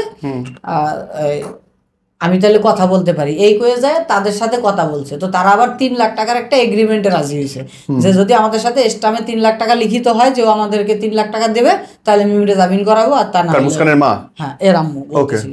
তো পরবর্তীতে সেই লোক, ওই স্টাম আমার কাছে আছে এখন, ওনার মা এবং আন্টি এরা যে সাইন করছে সেই স্বাক্ষর দেওয়া স্টাম আছে আমার কাছে। 50,000 টাকা অ্যাডভান্স দেওয়া হয়েছিল, কারণ আমার কাছে হাড্ডি ক্যাশ টাকা ছিল না। হাড্ডি ক্যাশ থাকলে দিয়ে দিতাম নগদ, কিন্তু ওই সময় তো আমি একদম এক কথা পথের ভিখারি। তখন আমি ওনার সাথে এই এগ্রিমেন্ট কমপ্লিটলি করার পরে ওই যে আসে হাজিরায় আসার পরে, যখন ভাইয়া বোরখা পরা ছিল আমার সামনে যখন পড়ছে, আমরা আর কি আর কন্ট্রোল করতে পারি না নিজেদেরকে। মানে এতদিনে যেই মানুষ একজন আরেকজনকে একদিন না দেখে থাকতে পারি না, 1 মিনিট কথা না বলে থাকতে পারি না, একটা অভ্যাসে পরিণত হয়ে গেছে। সেই জায়গায় 1 মাস 3 দিন, আর তো আমার 1 মাস 3 দিন, কিন্তু ওর তো 60 দিন, একটা না 60 দিন পরে যখন সামনে পাইলাম, তখন আমি আর নিজেরাই করতে পারি। আমার অ্যাডভোকেট বলতেছে বারবার, ভাই ছেড়ে দেন, এখানে কান্নাকাটি করেন না, এরকম করেন না, সিন ক্রিয়েট করেন না, তাহলে আবার সমস্যা আছে। এখন কে কি দেখবে ওটা তো দেখার বিষয় না। আমার তো কোনো কিছু ভয় কাজ করতেছিল না, সব শেষ, আর কি যাবে, মানে আমি আর কি যাবে, আর কি হবে। তো পরে এভাবে যখন ওর জামিন করাইলো, ওর আম্মু জামিনেও বাসায় চলে গেল। এখন উনি ওই এগ্রিমেন্ট দেখে যে না ঠক হয়ে যাচ্ছে, ডিমান্ড তো আরো বেশি ছিল, বাট ঠক হয়ে যাচ্ছে। এখন ওখানে বসে সে মোচড় দেওয়া শুরু করলো অন্যরকম ভাবে। এরে শুনি অন্য জায়গায় কাজের জন্য ঠিকঠাক করতেছে, শিডিউলও ফিক্স করতেছে। আমার বউ অন্য জায়গায় কাজ করতে যাবে, শিডিউল ফিক্স করবে, মানে এটা কি? ফোন দিয়ে কইলাম যে তোমার জন্য কি আমি জেল খাইতেছি, আর এত জায়গার ভিতরে, ওরা জিদ দিয়ে বলতেছিলাম ফোনে যে এত জায়গার ভিতরে আমার এত টাকা গেল, আমার ক্যারিয়ার ধ্বংস করলাম কিসের জন্য? তুমি কাজ নাকি সেটিং করতেছো? মানে ওর আম্মু করতেছিল। পরে আমার বলতেছে যে আমার কিছুই করার নাই, আমি এখন এক কথায় কাঠের পুতুলের মতো। মানে ওইভাবেই ওনারা বুঝাচ্ছিল ওরে। তো পরবর্তীতে আমি বললাম যে বের হও। মোটামুটি 5-6 দিন হয়েছে, তারপর আবার বললাম যে বাসা থেকে বের হও, আবার যাবো, যা আছে কপালে যা হবে। তারপরে বের করব যে ও জামিন পাওয়ার আগে ওর শখের পছন্দ ছিল সুজুকি জিক্সার SF গাড়ি। ওই গাড়ি ওর পছন্দ ছিল। তো ওই সময় আমার ইয়ামাহা ছিল, সেটা সেল করছে তারা। তো ভাবলাম যে ও যখন জেল থেকে বের হবে, ওরে তো আমি গাড়ি নিয়ে ঘুরতে, আমাদের আবেগ এই জায়গার ভিতরে। এখন আমার কাছে ইনস্ট্যান্ট টাকাও নেই, আমি গাড়ি কি দিয়ে কিনবো? তখন আমি একটা বড় ভাইয়ের কথা বলতেই চাই, আসলে উনি আমাকে অনেক হেল্প করছে। আমার শ্রদ্ধেয় আকিবুল ভাই, আরিয়ান ভাই নামে অনেকে চেনে, আইফিক্স ফার্স্টের জানেন হয়তো, মোতালেব প্লাজা। ওই ভাইয়ার সাথে আমার দেখা হয়, ওনার সাথে পরিচয় হয়। তারপর উনি ওনার কোম্পানির সাথে, আমার তখন শুধু টিকটক অ্যাকাউন্ট ছিল, যেটা যে কত 58 না 59 লাখ ফলোয়ার। আমি অন্তত 1 বছর হয়ে গেছে ওখানে নিজের জন্য কোনো ভিডিও আপলোড করি না, কারণ এই প্ল্যাটফর্মটা আমাদের বাংলাদেশে নষ্ট করে ফেলছে।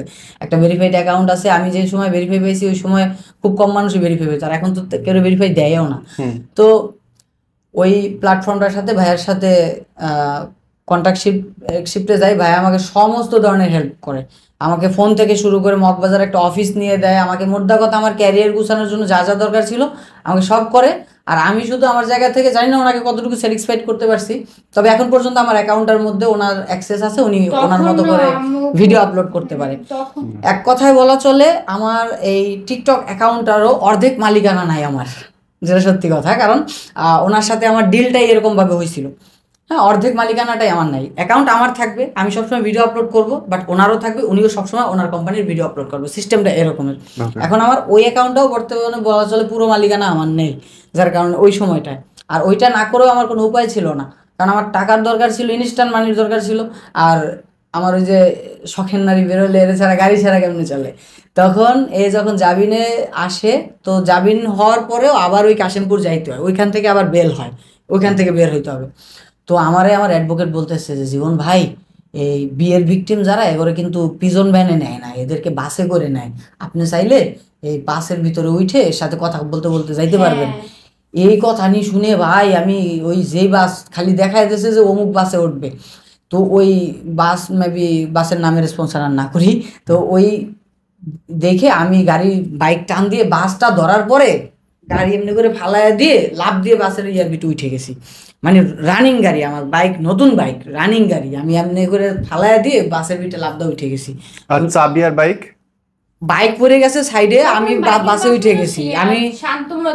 আমি শুধু ওই যখন বাসের ভিতর উঠতে নেই তখন ওই যে ভেতরে যায় একটা ধরার ইয়া থাকে না, ওইটার ভিতরে এই জায়গার বিটে বাড়ি খাই, মাথার বিটে ফাটে ফোটে নাই, তবে ব্যথা পাইছি প্রচুর, কিন্তু ওটি গায়ে লাগে না ওই সময়। মানে বাইক ফেলাতে ভিতরে ঢুইকা যায় ওর পিছনের সিটে। এখন আমার প্রথমেই পুলিশ যে ছিল সে বলতেছে জীবন ভাই এটা ইনলিগাল। আমি বলতেছি ভাই আমি জানি ইনলিগাল, বাট আমার একটু কথা বলতে দেন, ওর সাথে আমার খুব গুরুত্বপূর্ণ একটু কথা বলতে হবে। তো ওই আসে না বলে পুলিশ ঘুষ খায় এটা সেটা, হ্যাঁ অনেক পুলিশ ঘুষ খায় ভাই, আমার কাছ থেকেও প্রচুর পরিমাণ টাকা খাইছে অনেকে, আমি ওদের নাম বলতে চাই না কারণ এমনিতেই খুব বিপদে আছে, আর বিপদে যেতে চাই না। তো অনেক টাকা খাইছে ভাই, একটা চার্জশিট লেখার জন্য যে পরিমাণ হয়রানি করে একটা মানুষ যদি না জানে মামলা সম্পর্কে, তারা যে কিভাবে হয়রানি করতো। আশা করি এখন আমাদের দেশের আইন শৃঙ্খলা খুব সুন্দর, এখন সব ঠিক হয়ে যাবে। তবে ওই পুলিশটা আমাকে অনেস্ট একটা দেখাইছে, উনি বলতেছিল ভাই এটা ইনলিগাল। তো তখন আমি তো জানি টাকা দিলে সব ঠিক হয়ে যায়। আমি বলি আপনার চা খাওয়ার টাকা দিচ্ছি। আপনি চা খাওয়ার টাকা কেন? আপনি যদি আমারে 1 লাখ টাকা দেন তাও হবে না। আমি আপনাকে চিনি, আপনার ভিডিও দেখি, সব ঠিক আছে, কিন্তু আমি এখন ডিউটিতে আছি, আমি ওনার সাথে কথা বলতে দিতে পারবো না। পরবর্তীতে বলতেছে আপনি যদি ওনার সাথে কথা বলেন ওই সিটের ভিতরে বসে কথা বলবেন, আপনি এর চেনেন না, এর আপনি চেনেন না, এইভাবে কথা বলতে হবে। উনি ওনার লিগেল ওয়েতে আমার এই করতে দিয়েছে, আমি ওরে কোড ওয়ার্কের মাধ্যমে বুঝাইছি যে আমাদের করণীয় কি। তো ওইভাবে ব্যাটারি তার উপরে কোড ওয়ার্ক, খুব প্যাচ ছিল আমাদের। কোড ওয়ার্ক ছিল, কোড ওয়ার্ক কি বলে দেবো? কোড ওয়ার্ক কি ছিল? কোড ওয়ার্ক ছিল অনেক মস্কোড ব্যবহার করতাম আমরা ওই সিচুয়েশন কালে, বুঝাইতাম যে এরকম এরকম সিচুয়েশন হতে পারে, এটা করতে হতে পারে, এটা করা লাগতে পারে, ওই বুঝাইতাম। তো পরবর্তীতে ওই ভিতরে বসে কথা বলি, অমনি ইনডাইরেক্টলি কিছু বলতে পারি না ওইভাবে। তো পরবর্তীতে ওই মহিলা যে 2জন পুলিশ ছিল না, ওনারা আবার বলতেছিল যে কথা বলুক না, ওনারা তো ইসলামী শরিয়া মোতাবেক স্বামী স্ত্রী, আইনে ওনার বয়স কম দেখা দেবে না, বাট ইসলামী শরিয়া মোতাবেক একটা মেয়ে সাবালক হলে বিয়ে করতে পারে, তো সেই হিসেবে আমরা কথা বলতে দিতে পারি। তো পরবর্তীতে ওর সাথে একটু মন খুলে কথা বললাম, মন খুলে বলতে 2 মিনিট সময় পাইছিলাম, ওই 2 মিনিটে যা বলা যায় উত্তরা পর্যন্ত। মানে আমি দেখতে গেছি, ওরা দেখতেছিলাম, ওর চোখ দিয়ে পানি পড়তেছে, আমার চোখ দিয়ে পানি পড়তেছে, বাসের ভিতরে ফ্যান ফলোয়ার তাকায় রয়েছে, কেউ ছবি তুলতে আসতেছে, সিচুয়েশনটা কেউ বুঝাইতে পারতেছি না, কোনো কিছুর সাথে যাচ্ছে না, মানে মিলাইতে পারতেছিলাম না কিছু। শেষে কি সিনেমা ভাই, অনেক দূর চলে গেছে, উত্তরা পার হয়ে গেছে। পরে বলছি যে নেমে যাও, পরে অনেক দূর তো, গাজীপুর কোনাবাড়ি অনেক দূর, তুমি এখানে নেমে যাও। আমি আসতে চাচ্ছিলাম না, কারণ পরে নেমে গেছে, গেলাম। পরে রবিবার দিন জামিন হয়ে গেল, আম্মু নিতে আসলো, আম্মুর লগে বাসে গেলাম। তো আম্মু ফোন দিয়ে ওকে ফোন দিতাম, আমার ফোন তো এখনো মানে আয়ুর কাছে জমা, পুলিশের কাছে ফোনগুলো জমা ছিল। ওই আয়ু বাইচে আছে, আগে বসে যে জীবন আগে হইছে।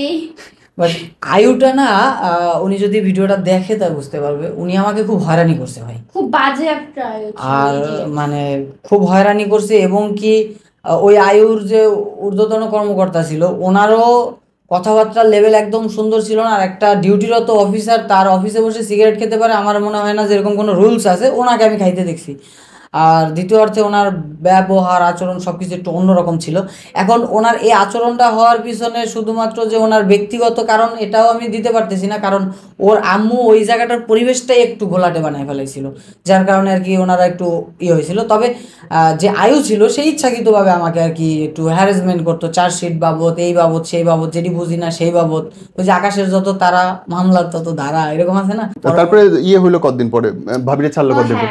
পরে ওই যে ওই বলতেছিল যে কাজ ঠিক করতেছে, ওর সাথে ফোনে খেপে গেলাম আমি। হ্যাঁ, এত কষ্ট করছি আমি এই জায়গার জন্য, তুমি তুমি অন্যান্য কাজে যাইবা।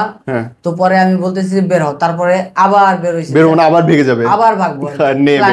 ওই যে এগ্রিমেন্ট করছি, সেই এগ্রিমেন্টের কোনো কিছুর দরকার নাই, বের হইতে বলছে ওরা ডাইরেক্টলি, যা আছে কপালে, আর কি হবে। তখন একদম কোনো জামা কাপড় নেই, একদম কিচ্ছু নেই। ওই অবস্থায় বের হয়ে চলে আসছে। সন্দেহ করবে কি দ্বিতীয়বার কি নাটক। পরের বার খুব ট্রাপ হয়েছে, কারণ একবার যে ভেগে যায় তারে তো চোখে চোখে রাখে। পরের বার বের হওয়াটা খুব ট্রাপ হয়েছে। তো ওইভাবে নিয়ে আসার পরে উনি পুলিশে অনেক ফোর্স করা শুরু করে যে আসামি আবার ওই সময় তো আমি যাবি নে, আমার মামলার রানিং চলমান, আসামি আমার মেয়েরে নিয়ে আবার চলে গেছে। আমারে আবার পুলিশ ফোন দিছে, ফোন দিয়ে বলতেছে মেয়ে কোথায়, আমি জানি না, আমি জানি না। পরে কয় দেখ জীবন, যদি নিয়ে থাকোস তাহলে দিয়ে যা, আমি ব্যবস্থা করে তোর হাতে উঠাই দি। মানে এর আর কি আরেকটা সুবিধা বের হয়।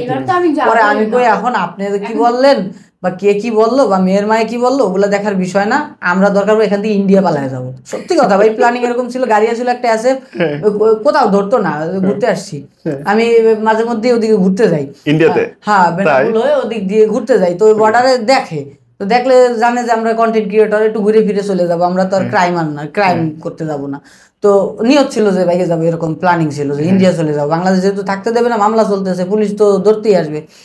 এর ভিতরে ওই পুলিশ তো আর ওইভাবে আর কিছু করে নাই, তো সে আবার র্যাবের কাছে গেছে, আলাদাভাবে অন্যরকম ভাবে মামলা করবে, এই সেই অনেক হয়রানি ভাই। একটা রাত শান্তিতে ঘুমাতে পারি না, একটা বছর, মানে যতদিন ওর 18 বছর হওয়া পর্যন্ত এত পরিমাণ, মানে কোথাও শান্তিতে ঘুমাতে পারি নাই। মানে ঘুমাইলে ভয় লাগছে, এই বুঝি পুলিশ এসে নিয়ে গেল আমাদেরকে। আপনার বাসায় থাকতেন তখন?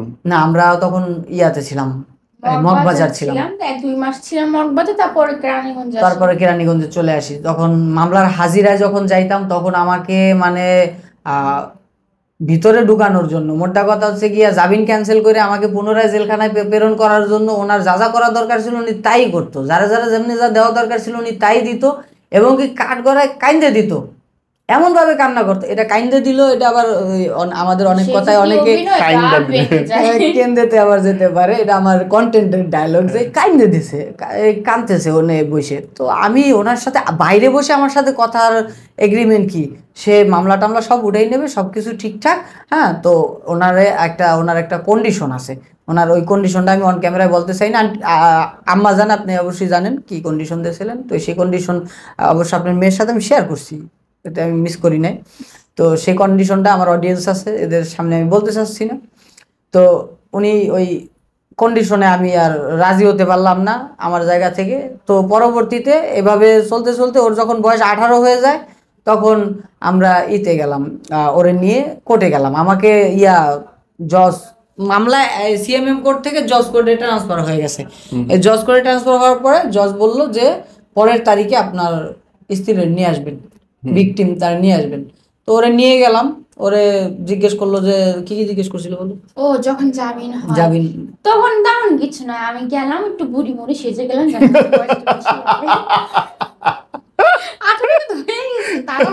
মোটাও ছিলাম না, তাও ভয় লাগছিল। তখন আমার বাদী পক্ষের আমার আম্মু ওনারা আসে না। কোর্টে গেল, লোকটা মনে হয় চশমা পরা ছিল, ওই জজটা বলো তোমার নাম কি, আমি পুরা নাম বললাম, ওইটা তখন স্বামীর নাম কি, স্বামীর নাম বললাম, যাও জামিন খালাস। এই যে খালাস পাইলাম, আবার ধরাই দিল আমাকে জীবন, আমরা শেষ পর্যন্ত পার হয়ে গেল, নায়িকা শেষ, পরে আর কোনো ঝামেলা নেই। জানেন ভাই, এই যে আমাদের জামিন হয়েছে, আমি ওনার অনেক রিকোয়েস্ট করছি যে আমরা মিলে যাই, আমি যে টাকাগুলো মানুষরে দিতেছি আপনি নেন, তারপরে অন্তত পক্ষে ঝামেলাটা মিট করে আমরা আসেন মিলে যাই, এমনি করে বলতাম, তাও উনি কোনো বিলেই ছিল না। আমি এরপরে ওই পলাতক থাকা অবস্থায়ও উনি আমার কাছ থেকে কয়েকবার অর্থ চাইছে, আমি দিছি, অ্যামাউন্ট নাই বলি, টাকা দিছেন? হ্যাঁ। তারপর আমি আদৌ ওনার আপনার সাথে কেস দিল, এত ঝামেলা করলো, এরপর আবার টাকা নিতেছে আপনার কাছ থেকে। হ্যাঁ, তারপর উনি আজকের ডেট পর্যন্ত, আপনি সাক্ষী, আজকের ডেট পর্যন্ত উনি বুকে হাত দিয়ে বলতে পারবে না যে আমি ওনার সাথে একটা খারাপ আচরণ করছি। এত কিছু করছে, আমার পুরো ক্যারিয়ার ধ্বংস করে দিয়েছে বলা চলে। উনি এখন কি, এখন চায় মিল হতো, আমাদের সাথে কমিউনিকেশন ভালো হতো, কিন্তু ও চাইলেও আমার আম্মু ছিল, আমি এটা চাই না, কারণ আমার মা তো, আমি খুব ভালোভাবে চিন্তা ভাবনা কেমন অসুস্থ করা খুব ব্যাড, ঠিক আছে।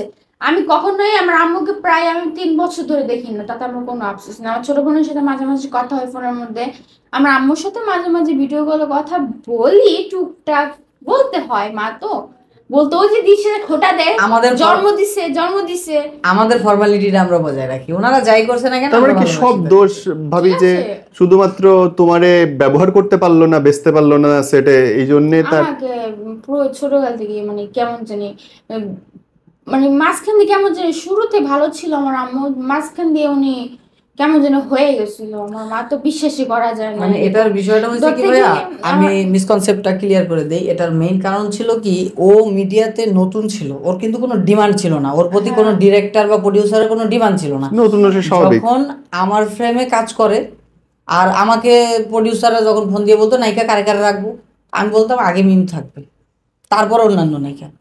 হ্যাঁ, তো এই কারণে এর শিডিউল বেড়ে যাইতো। এর মায়েরা তো ফোন দিত ওই প্রডিউসার, তো উনি মনে করতো হিমা এর মেয়ের তো অনেক চাহিদা, বিষয়টা এরকমের ছিল, এর মেয়ের তো অনেক চাহিদা। আর দ্বিতীয় অর্থে একটা না অনেক দিন আমাদের সাথে কাজ, অনেক মানুষ অনেক অডিয়েন্স ওরে চেনে, তো যার কারণে ওর মোটামুটি অনেকগুলা সাইডেই ফলোয়ার্স আছে, তো অনেক মানুষ ওরা চেনে, তো ওই জায়গা থেকে অনেকে প্রডিউস করা শুরু করলো। তো ওইভাবে ভাবছে কি এর মেয়ের তো অনেক ডিমান্ড, এই ডিমান্ড কাজে লাগে এও মনে। আবার এর ভিতরে আরেকটু ইয়া ছিল, গাজীপুরে একটা কাপিল কাম করে, ওনাদের নাম না বলি, ওনাদের আবার ওনার ওয়াইফ মোটামুটি পপুলার, মানুষজন চিনে, টুকটাক ভিডিও বানায়। তো ওনার ওয়াইফরে উনি বিয়ে করছে, কিন্তু ওনার শাশুড়ি সহকারে সেখানে থাকে, এবং কি ওনার ওয়াইফের পেমেন্টটা ওনার শাশুড়িকে দিতে হয়, পার ডে 10,000 করে, পার ডে 10,000 টাকা করে পেমেন্ট দিতে হয়। তো উনি ওই জিনিসটা কাছে থেকে দেখছে, তো উনি তো চিন্তা করছে যদি মেয়ে বিয়েও হয় তাহলেও তো ওই একটা পার ডে 10,000 একটা ইয়ে আছে, মায়ের কাজ করলে। কখনো চিন্তা ভাবনাই ছিল না যে আমাকে বিয়ে দিবে, সে ভাবছে সে আমাকে কোনোদিন বিয়ে করবে না, আমাকে দিয়ে কামাই করবে, আমাকে দিয়ে একটা অ্যাপার্টমেন্ট তৈরি করবে, বিয়ে দিবে মানে না। মেয়ে দিয়ে কামাই করবে খাস হ্যাঁ, বাংলায়। তো ঝামেলা কিসে, মেয়ে বিয়ে আর অ্যাক্টিং ভালো পারে, জীবন মাহমুদ নিচ্ছে, আর কত ভালো ভালো প্রডিউসার নিচ্ছে, আর কত কি নিচ্ছে, মেয়ে তো যাবে না, আমি তো একজনের সাথে কাজ করব, আর হাজার হাজার প্রডিউসার আছে যে অফার দিচ্ছে যে আপনার মেয়েকে এটা বানাবো ওটা বানাবো, আমি তো লোভে রাজি হয়ে যাচ্ছে, কিন্তু আমি তো জানি, আমার তো চিন্তা ভাবনা শুনতে, আমি তো জানি এগুলা কে কিরকম হতে পারে গাজীপুর যায়, কারণ প্রত্যেকটা পার্সন নিজের চোখে দেখছি ভালো না। আমার অনেক মেয়ের একা একা আসে, অনেক ছেলেরা আসে আজে বাজে কাজ করে, কিন্তু আমি মার সাথে ছিলাম বলেই আমি প্রাউড ফিল করি, আমি ভালো আছি। যখন ওর সাথে রিলেশনে জানাই, তখন আমার আম্মু ভাবছে যে না, একজনের সাথে কাজ করলে হবে না, সবার সাথে কাজ করতে হবে, ওইটাই। তো যাই হোক, আমার আম্মুর প্রতি উনি উনি ক্ষতি করছে অকারণে, মানে এত বুঝেছি, এত কিছু করছি, এত নিজের চোখে সবকিছু দেখেছি, এখনো ভালো আছে, আমি এখনো সবকিছু দেখাই, যে তাও বলতেছে তুই আইসা পড়, থাকা লাগবে না ওইখানে, ভালো থাকবে না, আইসা পড়, তাও মানে এরকম। আর আমি ভালো ভেবেছি না, আমার মা কখনো চেঞ্জ হবে না, আর আমি মার কাছে কখনো কোনদিন যাবো না। যদি দিন শেষে যদি মা চিন্তা ভাবনা সুন্দর হয়, যদি ভালোই হয়, তাহলে আমি নিজেই বুঝবো যে হ্যাঁ, আমার মা চিন্তা ভাবনা সুন্দর হয়েছে, যে যাই হোক, যা হওয়ার হয়ে গেছে, চলো আমরা মিলে যাই। এর আগে আমি মাঝে মধ্যেই বলি যে উনি হয়তো বা অন্য কারো কথায় পড়ে এগুলা করছে, মানুষ অনেক রকম মিস্টেক করে, আর এগুলা সমাধান মানুষই করে। হ্যাঁ, ধরতে তো গেলে কি করা যায়, কান পরামর্শ অনেক কিছু এখন হতে পারে, আমি এ বলতেছে, এরে যখন আমি এইভাবে বললাম যে যা হয়েছে, তো দেখি এখন আমি মেলার ট্রাই অনেক আগের থেকে করতেছি, যাতে কোনো যায় ঝামেলা না থাকে, কারণ উনি নতুন নতুন প্রবলেম ক্রিয়েট করতো। তো যার কারণে ভাবলাম যে ম্যাচুরিটি দিতে যাই। কিন্তু ও আমাকে বলতেছিল, দেখো জীবন, আমার মায়ের তো আমি ভালো করে চিনি, তুমি 1 ঘন্টা বোঝাবা, খুব সুন্দর বসবে, তারপরে 2 দিন পর তোমার মতো করে আরেকজন বোঝাবে, আবার তার বুঝবে। হ্যাঁ এরকমই। হ্যাঁ মানে এরকম, এরা যে যা বুঝাবে তাই বুঝবে, তার সাথে আমার ভালো। ফ্যামিলির মধ্যে আমরা 3জনই, আমার আম্মু আর আমার 2 বোন, আমার আব্বু অনেক আগের থেকেই নাই, নাই বলতে থাকা সত্ত্বেও নাই, যেটা বলতে যাচ্ছি না, থাকা সত্ত্বেও নাই, অনেক আগেই হয়েছে। আমার আম্মু আমাকে ছোটকাল থেকে মানুষ করছে, আমি বলি যে আম্মু আমার জন্য কষ্ট করছে, অনেক কিছু করছে। মা কি করেন, কি সংসার চলে কেমন করে? সংসার জন্য আমার আম্মু মানে মর্গেজ আছে 4টা ফ্ল্যাট, আমি তো কিপটে স্বভাবের, তো খুব বিশাল মানুষ, তো মর্গেজ আছে। আমি আমার নিজের টাকা দিয়ে একটা মর্গেজ আমার আম্মুকে আমি দিয়ে দিছি, নিয়ে নিছি আমার নিজের টাকা দিয়েও। তো 3-4টা মর্গেজ ফ্ল্যাট কিনছে, ওই ফ্ল্যাট থেকে ভাড়া পাই মাসে 40-50 হাজার টাকা দিয়ে, ওটা দিয়ে এখন বর্তমানে চলতেছে।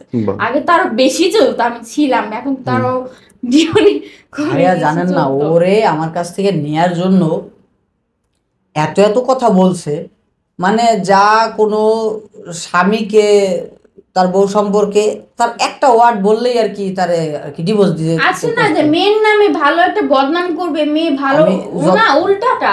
যতবার হাজিরা দিতে যাইতাম আমি এমন এমন কথা শুনছি বলতে পারতেছি না এখন এগুলোরে, নিজের আপন মেয়ের নামে জামাইয়ের কাছে নিন্দা করতেছে। আবার ওনার কথা বিশ্বাস করতাম না বলে অন্য মানুষ দিয়ে মেসেজ করায়, তারপর বলাইতো, ধরেন আপনারা দিয়ে বলাচ্ছে, আপনি বলতেছেন যে ওনার সাথে আপনার অনেক অনেক অনৈতিক সম্পর্ক। এখন আমার কথা হলো ভাই, এর ও তো আপকদ মস্তক আপনি চেনেন। হ্যাঁ, এর তো মস্তিষ্ক আমার পড়া, এর ভিতরে কি আছে না আছে আমার জানা। এতে তো আমাকে যদি এর এই যে জন্মদান তিনি মাও যদি কিছু বলে আমার তো বিশ্বাসযোগ্য না, কারণ আমি এর বিশ্বাস করি, আদার্স কারো বিশ্বাস করি না। কারণ আমি মোদ্দা কথা হচ্ছে গিয়ে আমি এর আগেও একটা মেয়ের বিশ্বাস করছিলাম, প্রচুর বিশ্বাস করছিলাম, আমি তারে বিয়েও করতে চাচ্ছিলাম, সবকিছু কমপ্লিটলি ছিল। বাট সে মহিলা এমন একটা সময় মানে ভাই আমার জীবনের প্রত্যেকটা লাভ স্টোরি খুব ভয়ঙ্কর, প্রতিটা একদম শুরু থেকে শুরু করে এই শেষ পর্যন্ত প্রতিটাই ভয়ঙ্কর। আমার সাথে এনে অনেক বড় গল্প, এ বলার দরকার নাই, শর্টকাটে বলি, আমার সাথে এমনভাবে ডিল করলো, আমার সাথে সবকিছু ঠিকঠাক আছে, হঠাৎ দেখতে পেলাম, মানে আনএক্সপেক্টেড বিষয়, হঠাৎ দেখতে পেলাম যে সে আসলে আমার সাথে প্রেম করতেছিল ঠিকই, কিন্তু আমারে না জানে আরেকটা বিয়ে করে সেই ছেলেরে নিয়ে আরেক জায়গায় সংসার করতেছে। বিষয়টা মিলে নাই। কেমন প্রেম তাইলে হইলো? আমার সাথে তার এমন রিলেশন ছিল, সে আমারে এত ভালোবাসার প্রুফ দেওয়ার জন্য আরেকটা বিয়ে করে ফেললো। না, প্রথম দিক থেকে যখন ভালোবাসে প্রুফ দেওয়ার জন্য হাত কাটে ফেলাচ্ছে, ব্লেড দিয়ে আমার চোখের সামনে এমন ভাবে কেটে ফেলাচ্ছে, মানে আমি ভয়ে আতঙ্কে শেষ।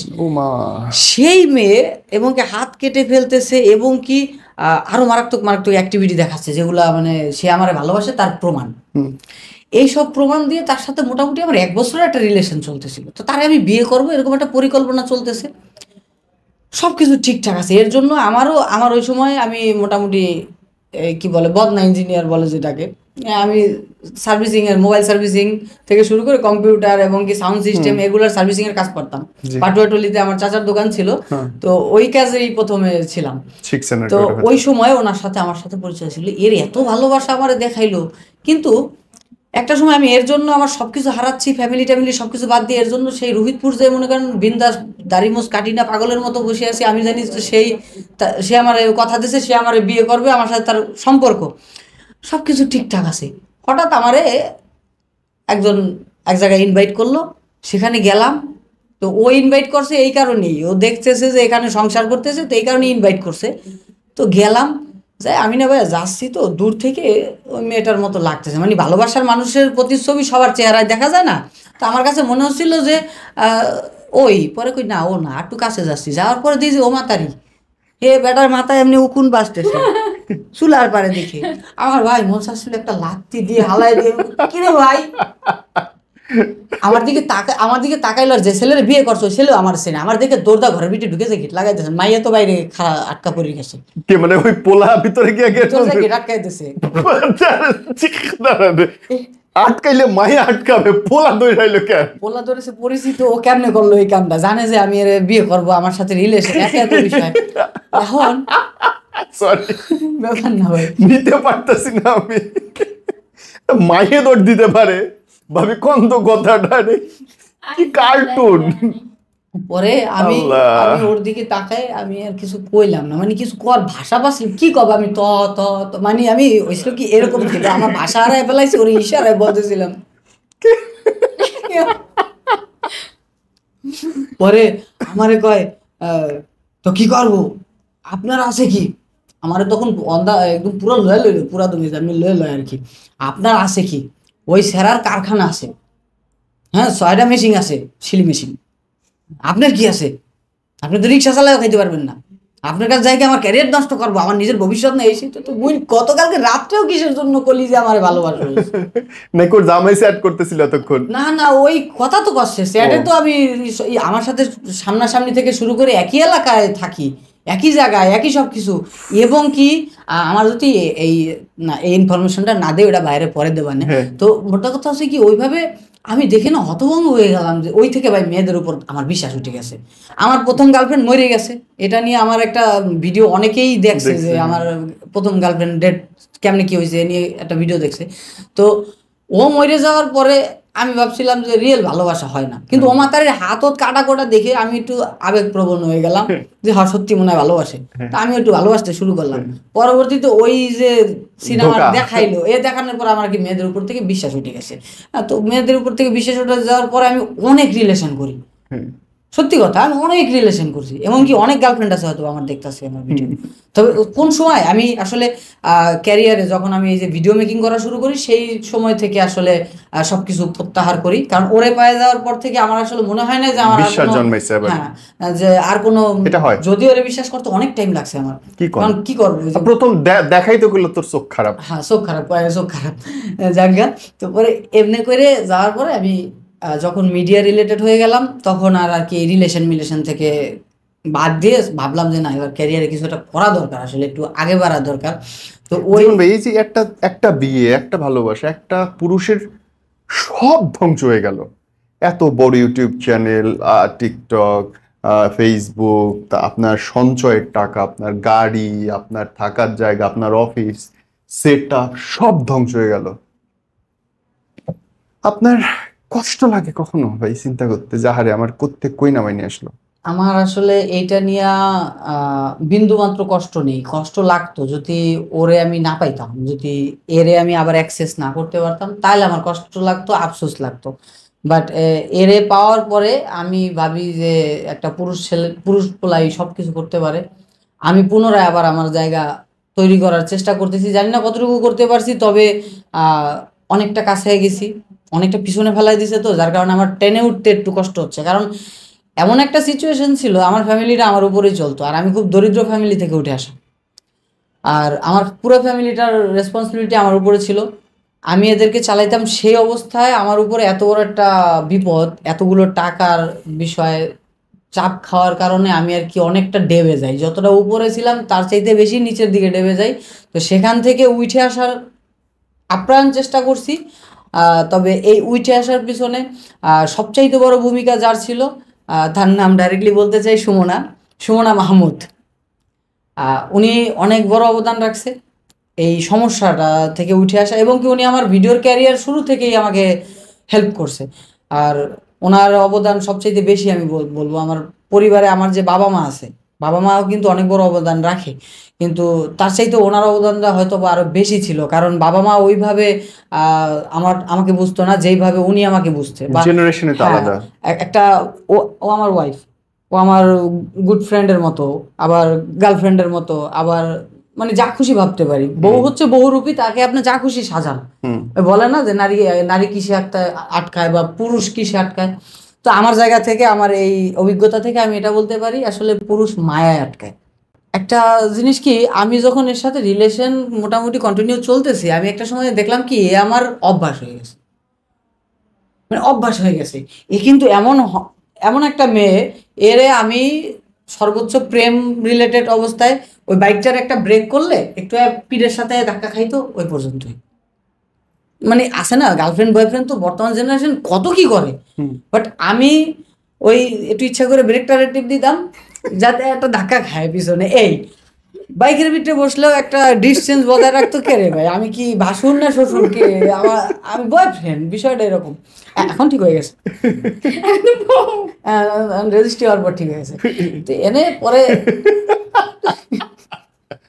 ও মজা পাইছি। ওই এর আর কি, এরে ভালো লাগার সবচাইতে বড় রিজন ছিল কি, আমি দেখলাম কি এ খুব মানে ঠান্ডা প্রকৃতির মানুষ। আচ্ছা ঠান্ডা প্রকৃতির মানুষ, সামনাসামনি বসে যে প্রশংসা করতেছি এমনটা না, এর প্রশংসা কি করবো, প্রথমেই তো ব্যাটারি বলছি। হ্যাঁ, তো দেখলাম যে অন্তত পক্ষে এ কোনো কিছু না বুঝলেও যদি কোনো একটা টপিক বোঝানো হয় তাহলে বোঝে। আচ্ছা হ্যাঁ, তো আমার বেশিরভাগ কন্টেন্টের ভিতরে এর কথা স্পষ্ট না, এই ভিডিওর ভিতরেও হয়তো বা ওর কথা অনেক জায়গায় স্পষ্ট না, কারণ এটা হচ্ছে কি অ্যালগরিদমগত সমস্যা। হ্যাঁ, এখন আই লাভ ইউ জীবন।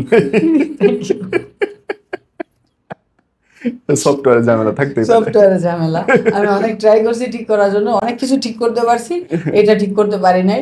কারণ এটা কেমনে ঠিক করব, এটা আবার অ্যালগরিদমগত সমস্যা তো আছেই, আবার বংশ পরম্পরা থেকে নিয়ে আসছে। আমার আম্মু একটু কথা স্পষ্ট না, ছোট বোনের কারো কথাই স্পষ্ট না, বিআইন বুঝাইতে যা লাগছে।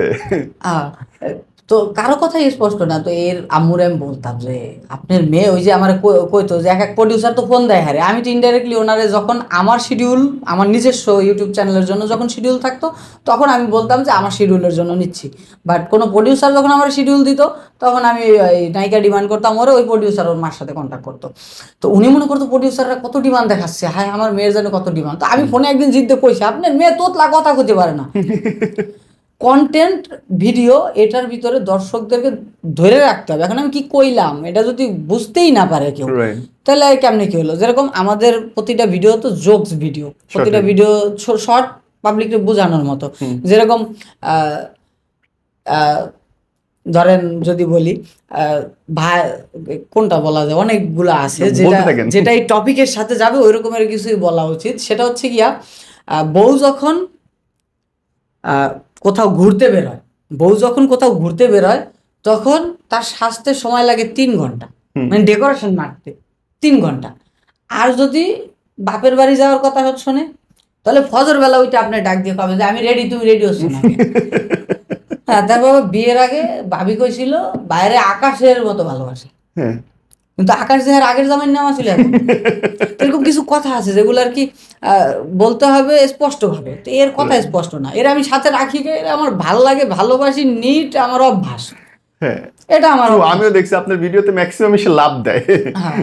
হ্যাঁ, কন্টেন্ট তো আপনি ছাড়েন, লাভ দেওয়ার চিন্তা নেই। তবে এর ছিল আমার অভ্যাস। আমার মেইন টিম মেম্বার যদি বলতে চাই, হালকা ওয়াশ নামে একটা ছেলে আছে হৃদয়, কুমিল্লার, কালো।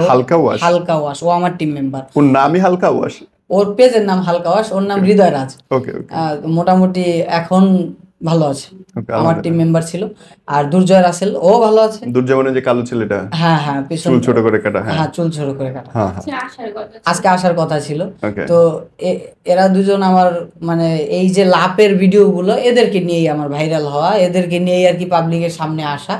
তো আমার তো ওই যে শিডিউলে যখন যাইতাম, আমি তো ট্যুর হিসাবে যাইতাম, ঘুরতে যাচ্ছি এরকম প্ল্যানিং করে যাইতাম। আদতে ওই জায়গার একটা ভিডিও আমি রিভিউ করে দেখি না যে ওগুলা কেমন ভিউ হলো বা কি হলো, এটি দেখি না। আমি আমার নিজের প্ল্যাটফর্ম নিয়ে ব্যস্ত থাকতাম। আমার যাওয়ার রিজন একটাই ছিল যে গেলে ওর সাথে সময় কাটাতে পারবে, দেখা হবে। এই আমি বড় বড় শুটিং সেটের কাজ বাদ দিয়ে দিছি।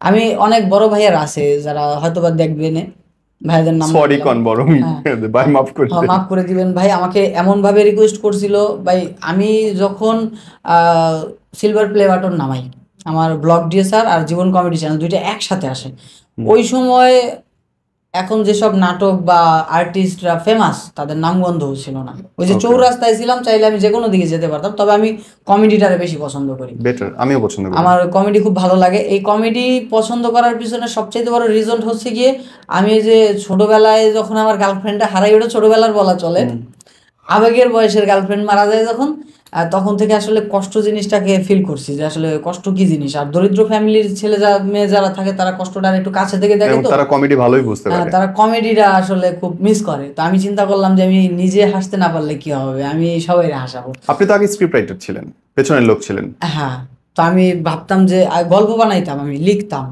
তো তার পরবর্তীতে সম্ভবত কোনো একটা ধোকায় পড়ে আপনি সামনে আসছিলেন, তাই কি? হ্যাঁ হ্যাঁ, এটা কোথায় দেখছিলেন? এটা একটা অন্য গল্প। এটা হচ্ছে কি আমার ওই যে ইয়ার গল্প, কি বলে ওইটার, এই ভিডিওগ্রাফির গল্প। ভিডিওগ্রাফিতে কেন আসা, আমি এমনিতে প্রফেশনাল ভাবে একজন ইঞ্জিনিয়ার ছিলাম। আমি সাউন্ড সিস্টেম থেকে শুরু করে যে কোনো ইলেকট্রনিক্স ডিভাইসের মাদারবোর্ড আমাকে শুধু আপনি প্রোগ্রাম করে দেবেন, আমি ওটার পুরো কমপ্লিটলি করতে পারবো, এই দক্ষতা ছিল। তো এর জন্য আমার নিজের একটা শোরুমও ছিল, তো আমি ওইভাবেই কাজ করতাম। তো একদিন আমার এক বন্ধু এসে আমার ওই বইয়ের ভিতরে সবকিছু লিখছে, আমার বই পরবর্তীতে ওইভাবে ওটা আমি পাবলিশ করি নাই। বইটা পাবলিশ না করার পিছনে সবচেয়ে, পাবলিশ করছি বাট পরবর্তীতে প্রচার করি নাই। এটা না করার সবচেয়ে বড় কারণ ছিল হচ্ছে গিয়ে বইটা যখন বইমেলায় ওঠে তখন একটা ইউটিউবার এটা নিয়ে ভিডিও বানায় যে একজন টিকটকার বই লেখছে। অসুবিধা কই? এখন আমার দুঃখ এই জায়গার ভিতরে যে আমি দেখলাম যে একজন টিকটকার বই লাগছে, কিন্তু আমার পেছনের গল্পটা কি ভাই তুমি জানো?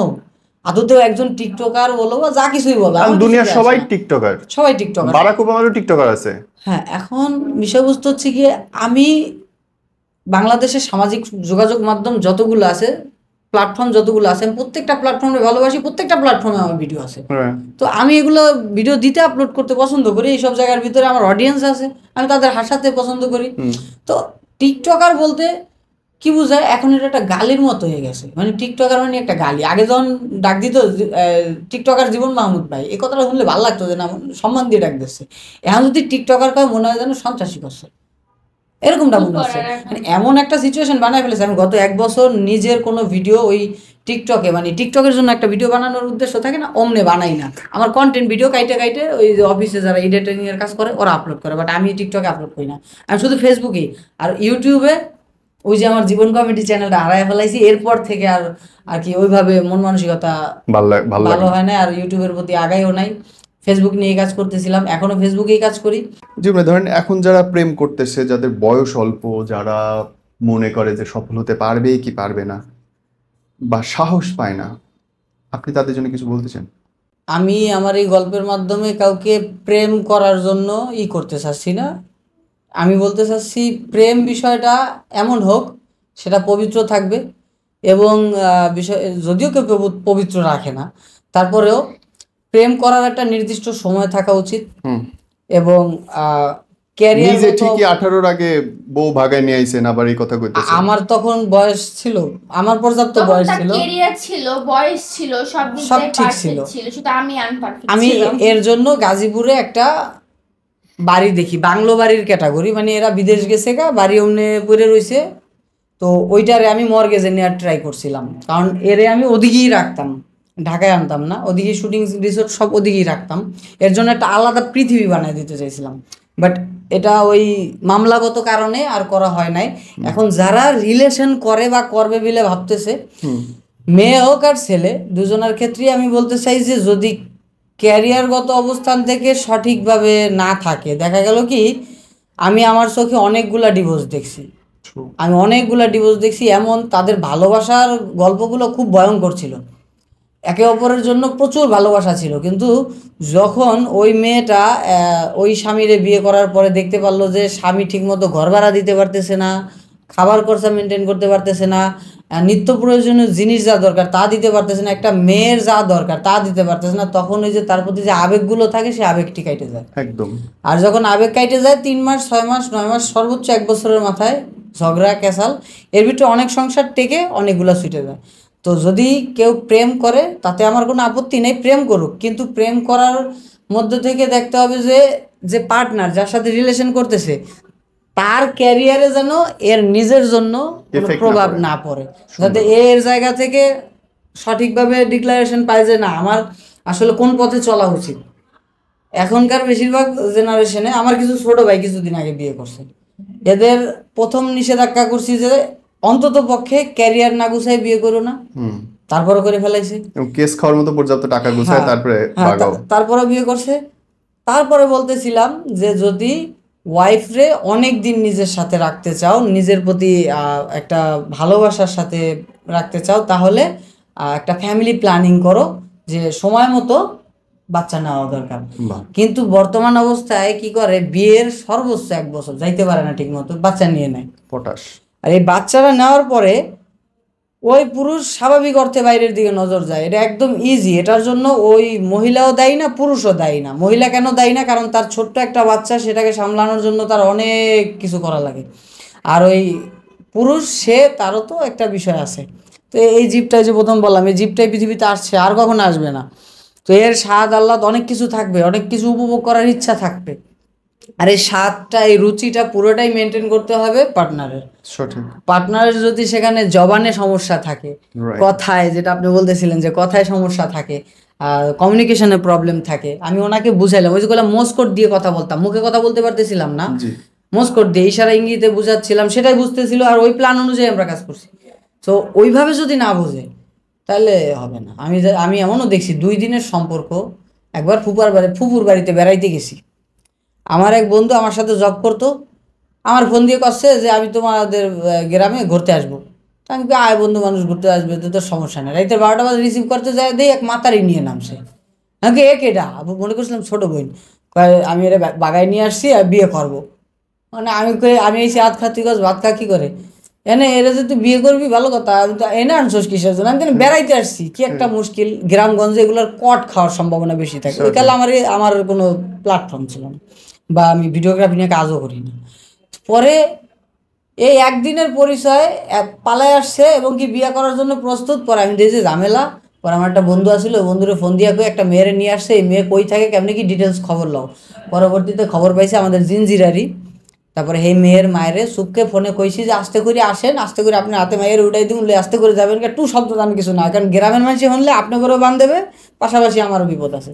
যাই হোক, টপিক ছিল যারা রিলেশন করতেছেন বা বিয়ে করবেন, কারে বিয়ে করতেছেন, কার সাথে রিলেশন করতেছেন, একটু ভালোভাবে বুঝে নেন। ভালোবাসার মানুষের জন্য সব কিছু করা যায়, কিন্তু এমন কারোর জন্য কিছু করেন না যে একটা সময় আপনাকে চেনবে না।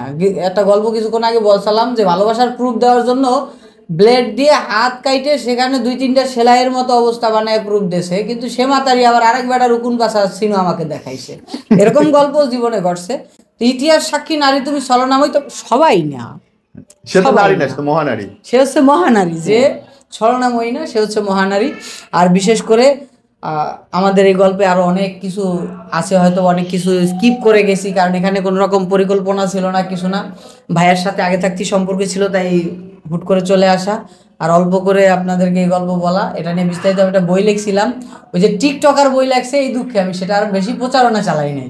বই মেলায় উঠছিল, পরে ওই ভিডিওটা দেখে আমার না আসলে হয় কি, আমি অনেক ভিডিও অনেক সময় ডিলিট করে দিই যদি কোনো রকম একটু 19-20 কমেন্ট দেখি।